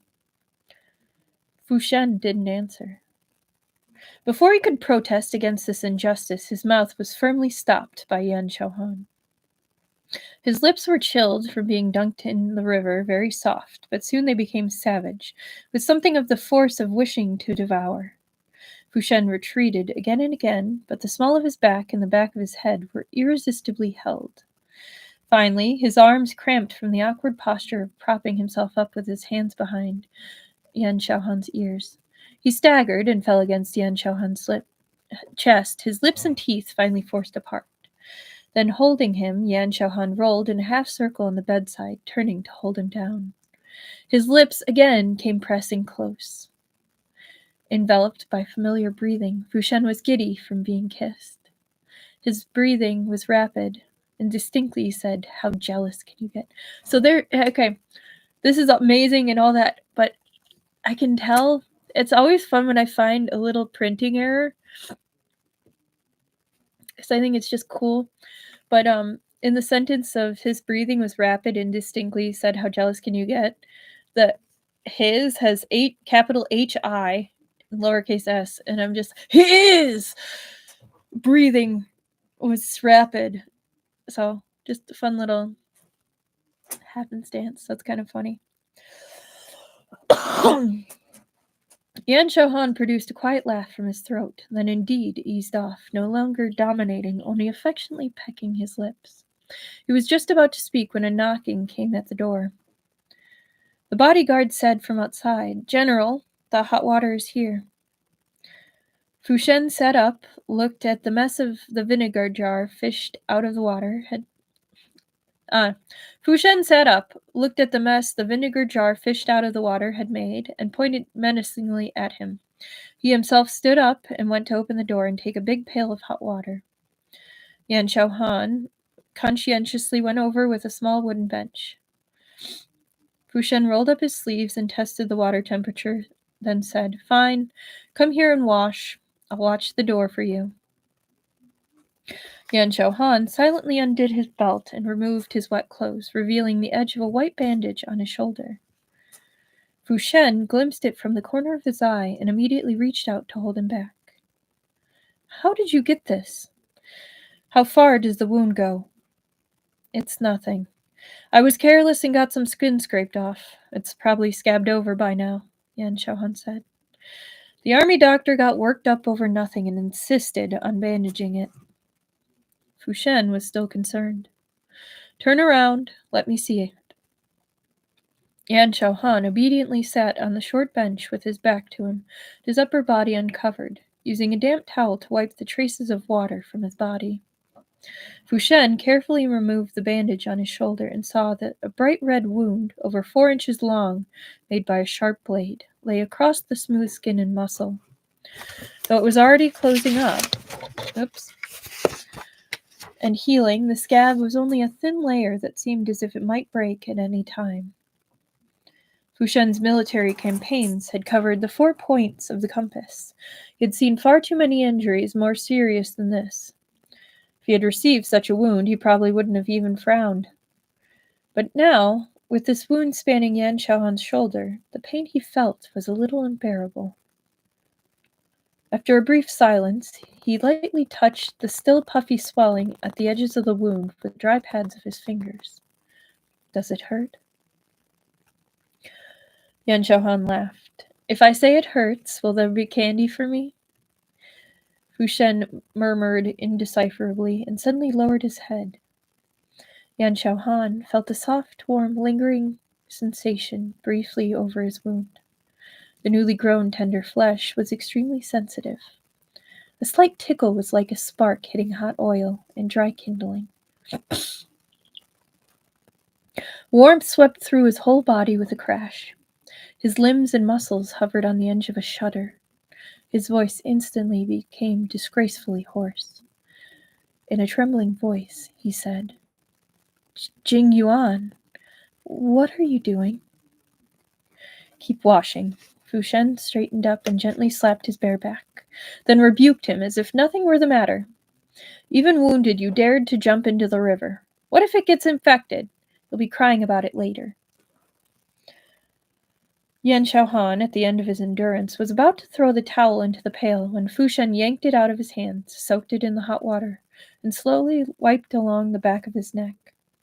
Quietly, he said, Don't move. If he hadn't come to find him, with Yan Xiaohan's position in the little court in Jiangnan, an arduous task like going to the front line would never have fallen to him no matter what. He had been wounded for Fu Shen's sake. Is your heart aching for me? At first, Yan Xiaohan had been bewildered. Then he gradually understood. Had he had a tail, it would have been sticking up to the sky now. If I can get a kiss from you in exchange for a little wound like this, then... Fu Shen said. Do you dare to finish that sentence? No, I don't dare. Yan Xiaohan turned and looked at him with a smile in his eyes. Since I know that the Lord Marquis's heart aches for me, I will be sure to be more careful in the future. Fu Shen looked at him suspiciously, suspecting that he had something to add. As expected, Yan Xiaohan nimbly grabbed his wrist and said, lowering his head to kiss the back of his hand. Lowered his head to kiss the back of his hand. I don't know where the said came from. He raised his head and warmly said, I couldn't bear to make your heart ache. These gays, they are raising my standards so much. Like, come on, man.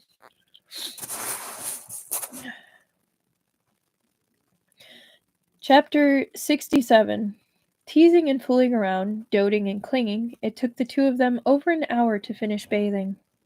Fu Shen was the target of Yan Xiaohan's deliberate mischief, getting splashed all over with water. There was really nothing else he could do. He also had to change. By the time they were all cleaned up and went out, they once again ran into Yu Qiaoting, who was passing by.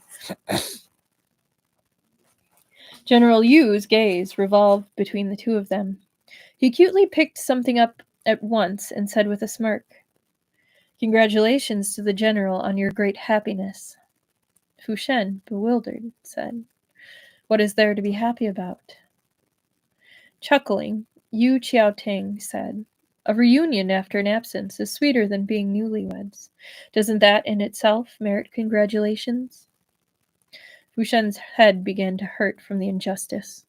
He was just about to snap back when Yan Xiaohan suddenly said hurriedly from behind, You're joking, General Yue.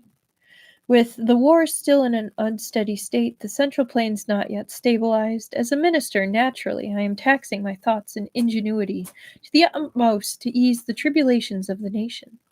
How could I indulge in matters of romance, forget my duty to be faithful to my sovereign and love my country?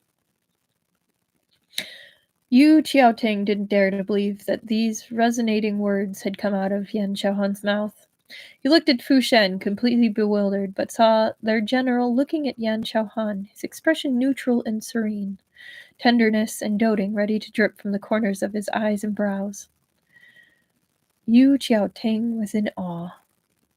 So the reason that the two of you were shut up in that room so long behind everyone's back was to discuss how to retake old territory and rescue the lives of the people? Pardon his lack of manners, truly. In addition to lying through his teeth, Yan Xiaohan, after speaking, also shot Yu Qiaoting a sideways look, holding the suspicion that he was a beast, then unblushingly stalked off with awe-inspiring righteousness. Yu Qiaoting inexplicably shrank 4 inches beneath his gaze. Fu Shen, speculating from the sidelines with pleasure at his misfortune, said, "Got your idle hand scratched, didn't you? You deserve it." Not for nothing was this the number one crafty sycophant of both the Yuan Tai and Changshi court. He'd been here less than half a day, and already Fu Shen's relations with his commanders were tottering on the brink of disaster. In the evening, Yan Xiaohan ate alongside the Beiyuan army's high-ranking officers. Through a mutual tacit understanding, everyone ignored his position as the new court's army supervisor and only treated him as Fu Shen's family member. The meal was marvelously harmonious. After the simple and crude reception feast was eaten, Fu Shen prepared to go inspect the campsite as usual. A deputy general ought to have accompanied him in this, but tonight all the Beiyuan army of officers seemed to be practicing the art of silence. Seeing this, Yan Xiaohan knew that it was everyone showing respect for his feelings, so he conscientiously consented. "In that case, I can accompany the general." "How perceptive of you," Fu Shen said with a false smile. Yu Qiaoting had accompanied Yan Xiaohan and Fu Shen when they had gone up Golden Terrace together. Naturally, he was well aware of how matters stood between them. The other officers, even if they hadn't known originally, had heard what had happened by the river today. Also ought to have understood that a ruse had been turned into reality for those two, so they developed feelings for each other. Fu Shen hadn't brought this out into the open directly, but by bringing Yan Xiaohan back to the Beiyuan army garrison, he had as good as tacitly acknowledged Yan Xiaohan was on their side. This being the case, no one was going to be so tactless as to want to stick himself between the two of them. With unprecedented unity, the Beiyuan army made time for intimacy without anyone to disturb them, for this pair of ill-fated lovebirds at last reunited. I love that they all were being bros and just feel like, yeah, you two go have fun. That's so cute. Immediately outside of Tanli town, there were lofty mountains and a torrential river. The night breeze carried a delicate scent of flowers.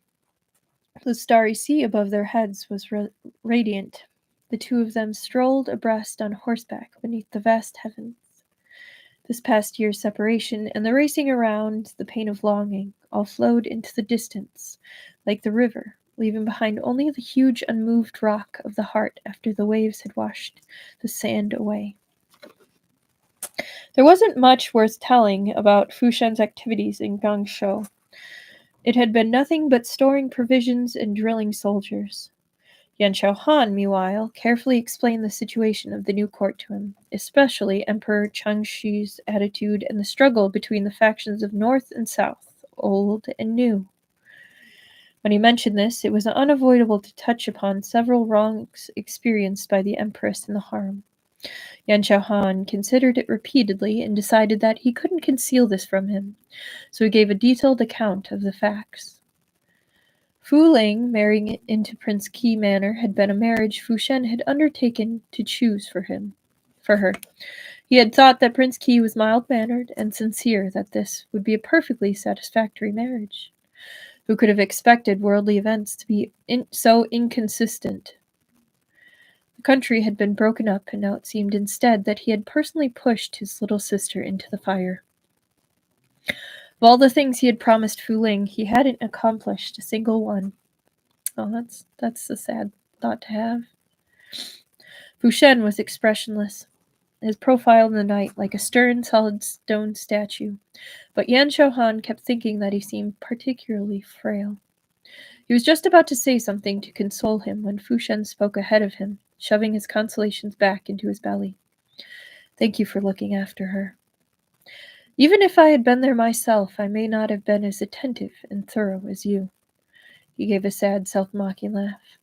"Moreover, I couldn't have offended the leading light of the Jiangning non-party for her sake and run the risk of being banished. Though Yan Xiaohan hadn't explained it in detail, Fushan had waded through the mire of officialdom, putting that together with what he knew of Lady Zue. Of course he guessed that what Yan Xiaohan had called begging the emperor to be signed army supervision had been an excuse to make up for the sake of putting him at ease. Zue Sheng was the head of one of 6 ministries.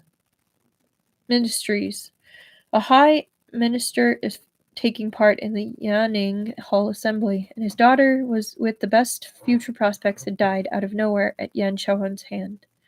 However biased His Majesty might be in Yan Xiaohan's favor, he still had to appear to be impartial. He hadn't asked to come with the army at all. He had been kicked out of the central admission for committing an error. For a moment, guilt and frustration were like waves billowing to the sky, pressing down on him as though he were drowning. Fushen knew very well that whatever road he had chosen, he could only continue to walk it. There was no chance of retreat. But right now, unprecedented doubts rose in his heart, like a gale blowing, like a mountain shaking. Had he really taken the right path? He was a useless brother. He hadn't given his sister, alone in the palace, any support, instead allowing her to become a thorn in everyone's flesh. He was also a useless husband. When war had first erupted, he had chosen to go north, leaving Yan Xiaohan to hold up the situation in Jiangnan by himself, after which he had still needed Yan Xiaohan to clean up his mess for him, leading to him being forced to leave the central authority and come to the dangerous front lines. Protecting one's family and one's nation was the vocation of the Bayuan cavalry, but he had nearly ruined his family. Yan Xiaohan gave a tug, reining in his horse. He stopped where he was. Seeming somewhat displeased, he flatly said, "We haven't seen each other for so long that you seem to have grown distant from me." He didn't call Fushen by name, and he didn't teasingly say Lord Marquis or General, making the statement seem unusually cold and harsh. Fushen's heart instantly tightened. Uncertainly, he thought, what does he mean? Is he angry? As soon as a person gets caught in a dilemma, his judgment will plummet as deeply as a cliff face, and his intellect will already be gone forever with it. If this were in ordinary times, Fushen would have had countless words, countless means of answering Yan Xiaohan's statement. He would have even been able to pass over the surface concerns and understand what Yan Xiaohan actually meant. But now he could only force himself to control his frantic heartbeat and feign calm, saying, "No, I haven't. What are you talking about?" Even under the cover of night, Yan Xiaohan still noticed the unusual stiffness of his whole body. He sighed silently, unable to keep up even this false front of coldness. He inwardly admonished himself that in front of him was a club impervious to reason. He couldn't get fretful. He had to pull his reasoning to pieces and crush it up, slowly explain it to him. Jumping off his horse and moved aside, then reached out his arms. He jumped off his horse and moved aside, then reached out his arms towards Fushen. "Here, come down." Fushen certainly didn't need him to catch him. He automatically jumped down on his own. Yan Xiaohan helplessly walked over and took him by the hand. He found a big smooth stone beside the river and made him sit on it. The level area on top of the stone was limited. 2 grown men sitting shoulder to shoulder were unavoidably squished together. Fushen put an arm around Yan Xiaohan, making sure he didn't fall off. Frowning, he said, "The wind is cold at night. We'll only stay a little while. Don't catch cold."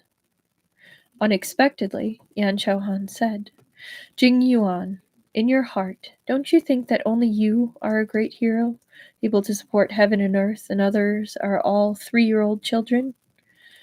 Fushen gave a dry cough and awkwardly said, "What great truths are you babbling about?" "Settle down," Yan Xiaohan said. "I'm being serious." "How could I?" Fushen couldn't help laughing. "Isn't it obvious?" Yan Xiaohan said. "Since you know that others aren't 3-year-old children, then why are you always striving to be everyone's mother and father? shield them from the wind and the rain. Fu Shen's arm involuntarily tightened around him.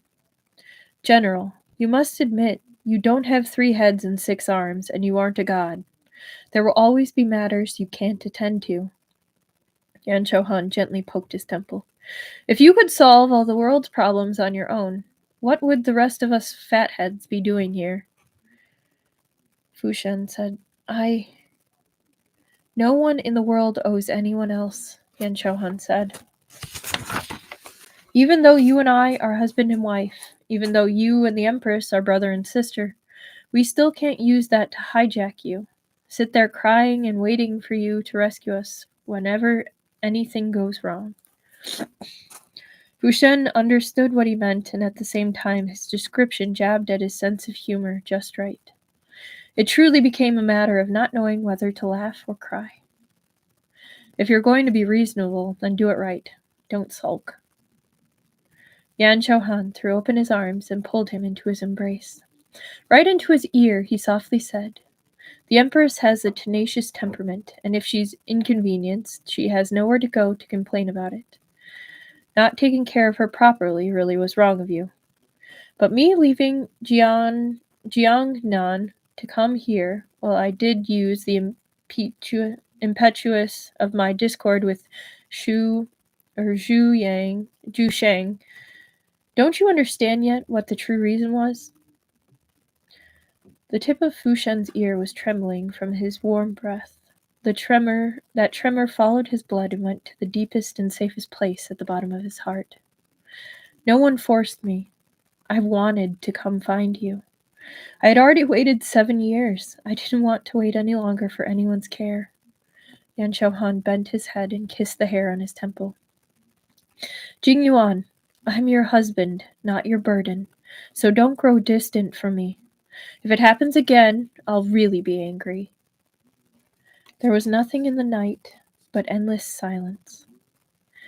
After a long silence, Fu Shen took his hand and pressed it to his chest. Gruffly, he said, But Mingwei, if I can't even take care of my own family, how can I have the face to pose as a loyal subject, speak rashly of retaking territory, protecting my home and my nation? Wouldn't it all be a joke? Yan Xiaohan closed his eyes in vexation, took a deep breath, and thought to himself that they couldn't get past this tonight. Fu Shen's sense of obligation was too heavy. Since he had gone north, this shadow had begun to lie over his heart, and a year's separation was like poison. With the extra ingredient of the Empress, the multifaceted reaction had at last fermented this guilt into an obsession. Enough. If you insist on making yourself unhappy, I'll help you out.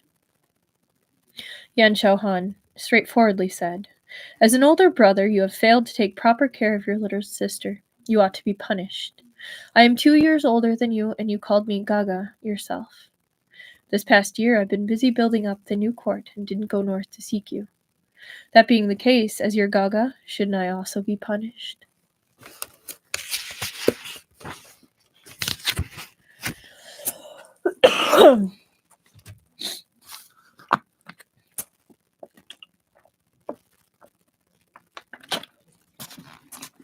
All right. Oh, actually, I'm going to blow my nose. I'm starting to get nasally.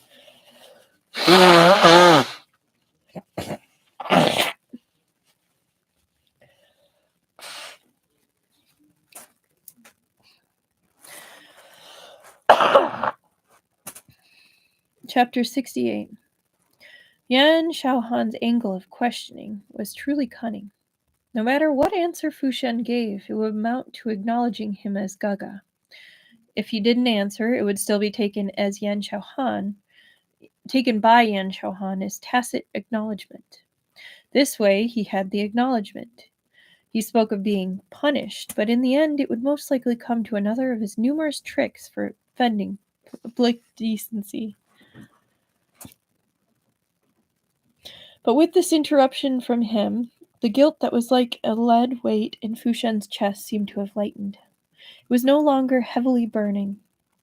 Yan Xiaohan was very skilled at sorting him out. Probably it was because Fu Shen had taken in what he had said, and those words were gradually planting a suitable sense of security in Fu Shen's heart.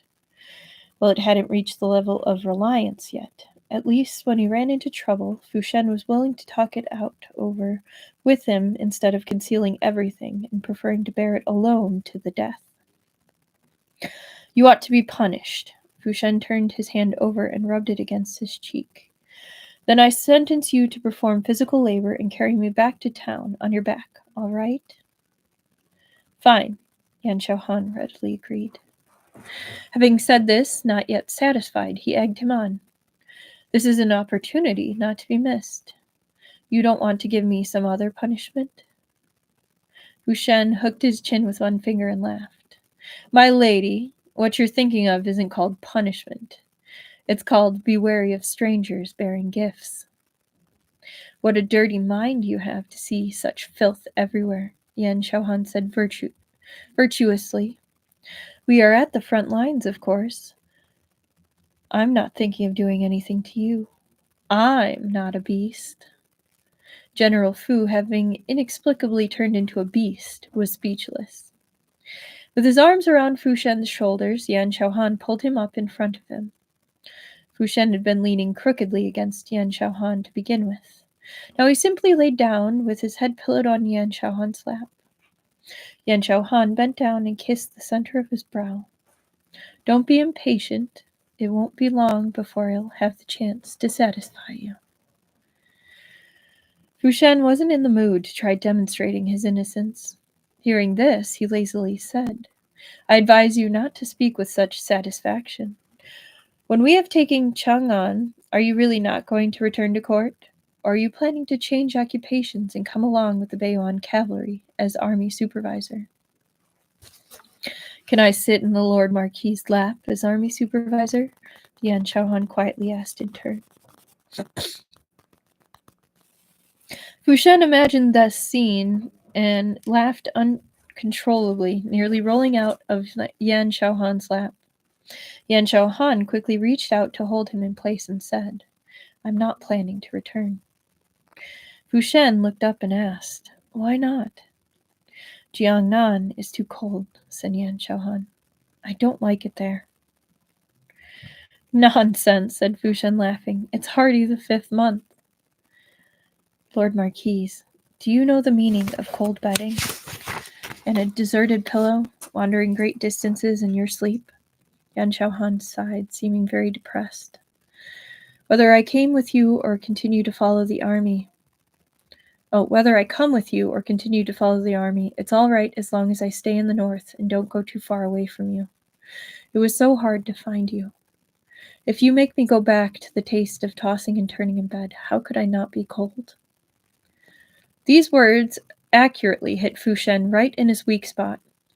He was briefly speechless and then said with difficulty, Have you been taking classes behind my back? You've started reciting poetry. Yan Xiaohan held back laughter. Now that you mention it, I've remembered something. Do you know, while I was in Jinling, I ran into a hunter who was selling a wild goose he had brought down. Somewhat sheepishly, he said. I was a little out of my mind then. I grabbed on to this thing from the north and wouldn't let go. I kept thinking, what if it was you? Well, Fu Shen interrupted him. Uncomfortably, he said, There's no what if about it. It was me. Yan Xiaohan was bewildered. The point of his throat bobbed.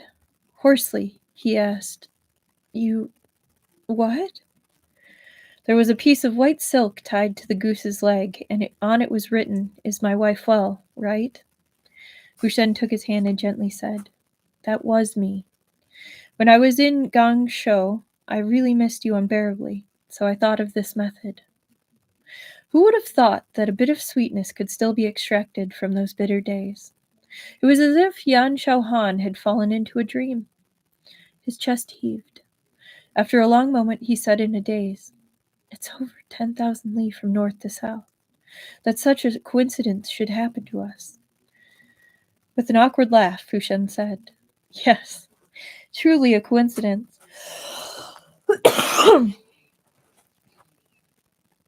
Yan Shouhan heard something wrong in his tone and looked down at him suspiciously. Fu Shen recalled the foolish things he had done and felt rare embarrassment. He felt the urgent need to squeeze into a hole. I didn't do much else, it's only that I thought that it was a single wild goose. How much of a coincidence would it take for it to fly to Jinling City? So I got the soldiers in the city to help me, take down another dozen or so. I thought that this way maybe one of them would end up in your hands. A dozen or so? Yan Xiaohan repeated. About that many? Fu Shen considered for a while and uncertainly said. Anyways, there was one or two every day when we drilled, probably. I don't remember precisely. Oh my god, this idiot. Oh.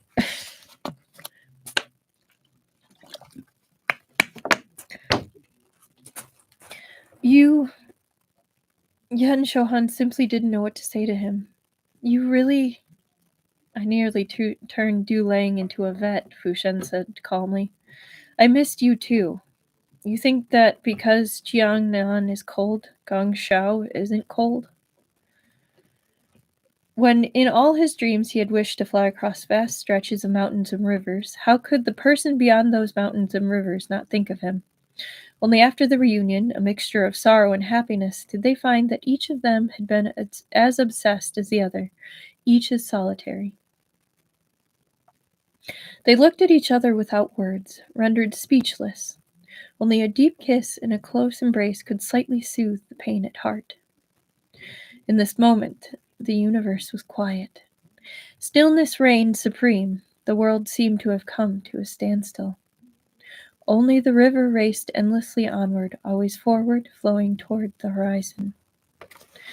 The next day, before daybreak, Fu Shen woke in Yan Xiaohan's arms and sat up slowly, with the weariness of inadequate sleep. The hand on his waist slipped down. Yan Xiaohan, coming up empty, quickly woke up as well. Hoarsely, he asked, Are you getting up? Kept you up last night, did I? Fu Shen gently patted him on the back. Probably because he had just woken up, his voice and movements were unbelievably gentle. There's nothing to do today. You can lie down for a while. He had never slept deeply and with the vast fluctuations of emotions last night. He had gone in and out of sleep during the night. As soon as he moved, Yan Xiaohan would sleepily pull him into his arms, say some soothing words, and fall fast asleep again, holding him. That's so cute. That's just so sweet. I'm all right. With difficulty, Yan Xiaohan struggled free of the warm bedding and threw himself forward, hanging himself entirely from Fu Shen's back. Drowsily, he said, Don't wear those boots today. Use the wheelchair. I'll help you get cleaned up. Though the boots made by the Beiyuan Army's armaments department could let him walk as normal, they weren't his real legs after all. The means of exerting force weren't the same, and wearing them long-term put an especially great strain on the midsection. Therefore, while traveling with the army, Fu Shen also had to bring along a wheelchair and use it instead when he wasn't so busy. Yan Xiaohan had noticed it when he had come in the day before. He just hadn't said anything.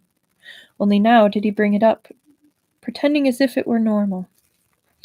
Fu Shen understood his quiet consideration and nodded to give his permission. All right.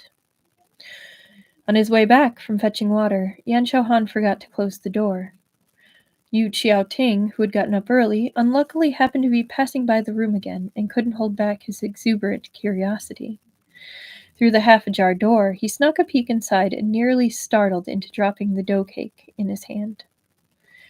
The Marquise of Jinning, who killed without batting an eyelash and whose name alone struck terror into the hearts of barbarians, was sitting obediently on the edge of the Cang while Yan Xiaohan wiped his face and hands with a towel, skillful and solicitous as an old maidservant. When Yan Xiaohan had cleaned him up entirely, Fu Shen lazily reached out his arms and said something. Yan Xiaohan bent down and picked him up, then placed him in the wheelchair. From this scene, you wouldn't have thought he had broken his legs. You would have thought instead that he had fallen and hit his head.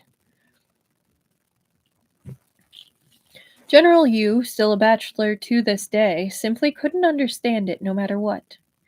What had happened to the Beiyuan commander, with civil accomplishments enough to calm the nation and military accomplishments enough to pacify the universe, to turn him into a husband who cared for nothing but his wife? Soon, this question came to be shared among all the Beiyuan army of officers. Oh my gosh. Soon this question came to be shared among all the Beiyuan army officers garrisoned in Tangli town. They hadn't seen Fu Shen while he had been convalescing at Yan Manor. That was truly what was known as needing only to extend your hand for clothing, and needing only to open your mouth for food. Now, out in the hinterlands, while Yan Xiaohan wanted to look after him, he could only display his prowess within limits. Right? Bro out here wondering when his commander became a simp? Yeah, pretty much. In fact, anything improper was done behind closed doors. Outside, in front of others, especially in front of a cloud of subordinates. While Fu Shen wasn't particular about the dignity of a commander, Yan Xiaohan still had to keep a grasp on propriety to keep from being denounced. But the more conscientious he was, the more small actions like pouring tea and even whispering into his ear seemed restrained but tender. It wasn't long before everyone had run off groaning in the face of their clinginess. Fu Shen picked up his tea and drank a mouthful. Puzzled, he said, "What's going on today? Each and every one of them is acting like a lovesick maiden." Yan Xiaohan smiled a little discreet smile. Who knows? Not long after, a bodyguard came to report that General Shi Chen had already crossed the Xiyang River and was just outside the garrison requesting an audience. Without prearrangement, Yan Xiaohan and Fu Shen looked at each other. Fu Shen instructed, "Ask him in." Then, taking advantage of the interval, he turned and said with a smile to Yan Xiaohan, "General Xiao could hardly wait to come. Clearly, you have some weight as an army supervisor." "Just a few pounds and a few ounces, nothing worth mentioning," Yan Xiaohan said generously. "If the Lord Marquis is willing to take me, you can have me for free." Fu Shen laughed heartily. Why would I want you for? So I can keep you to cook and eat at the New Year?" Pretending to be well-behaved and docile, Yan Xiaohan said, "Actually, you can keep me around to entertain you and go to sleep hugging me." Fu Shen really did like everything about him.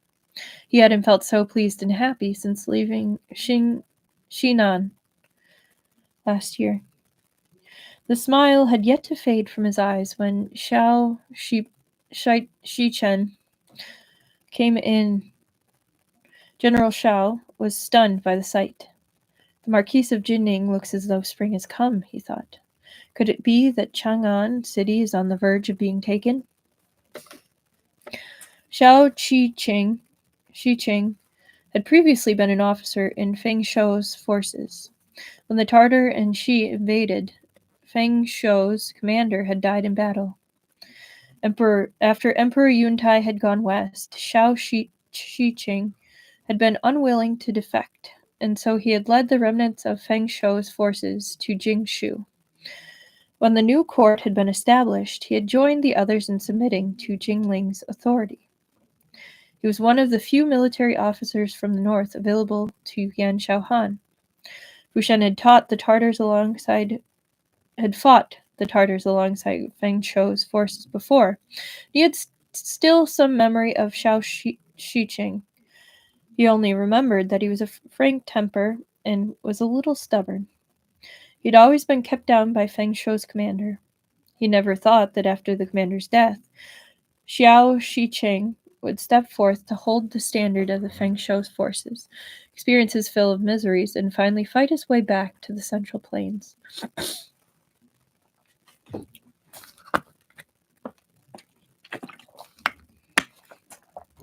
General Zhao was over 40, but he was still extremely respectful towards Fu Shen.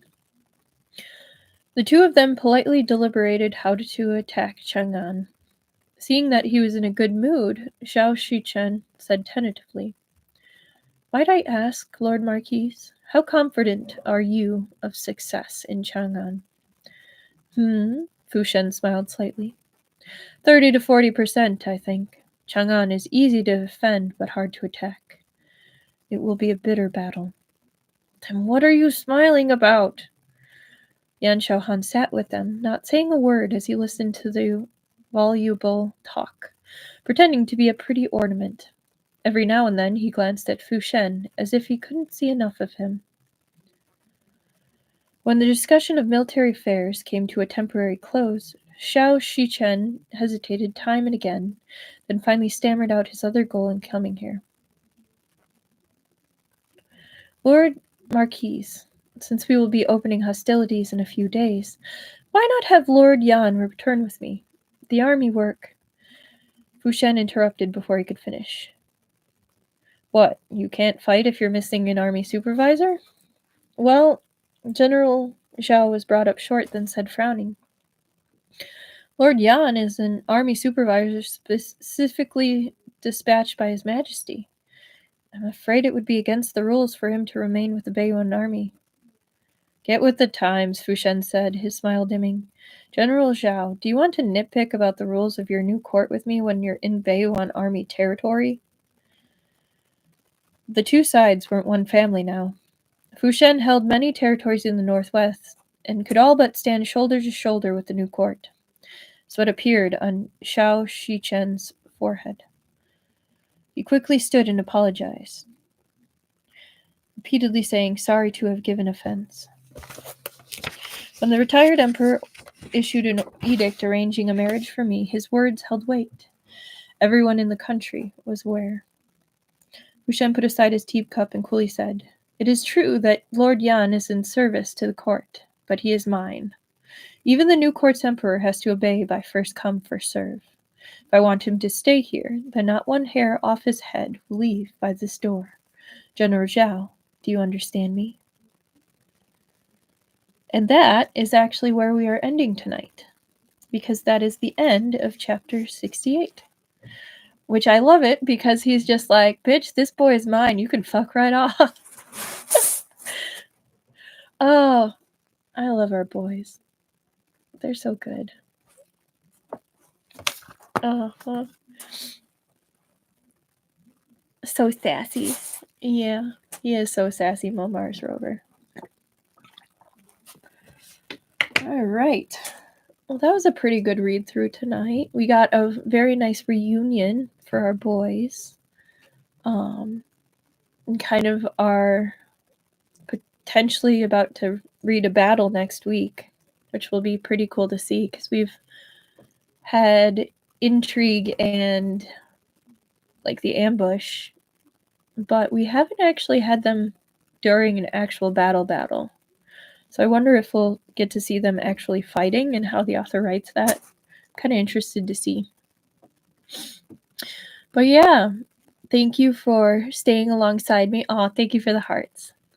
And all that. Hopefully next week my cold will be gone and I will be feeling super, super awesome.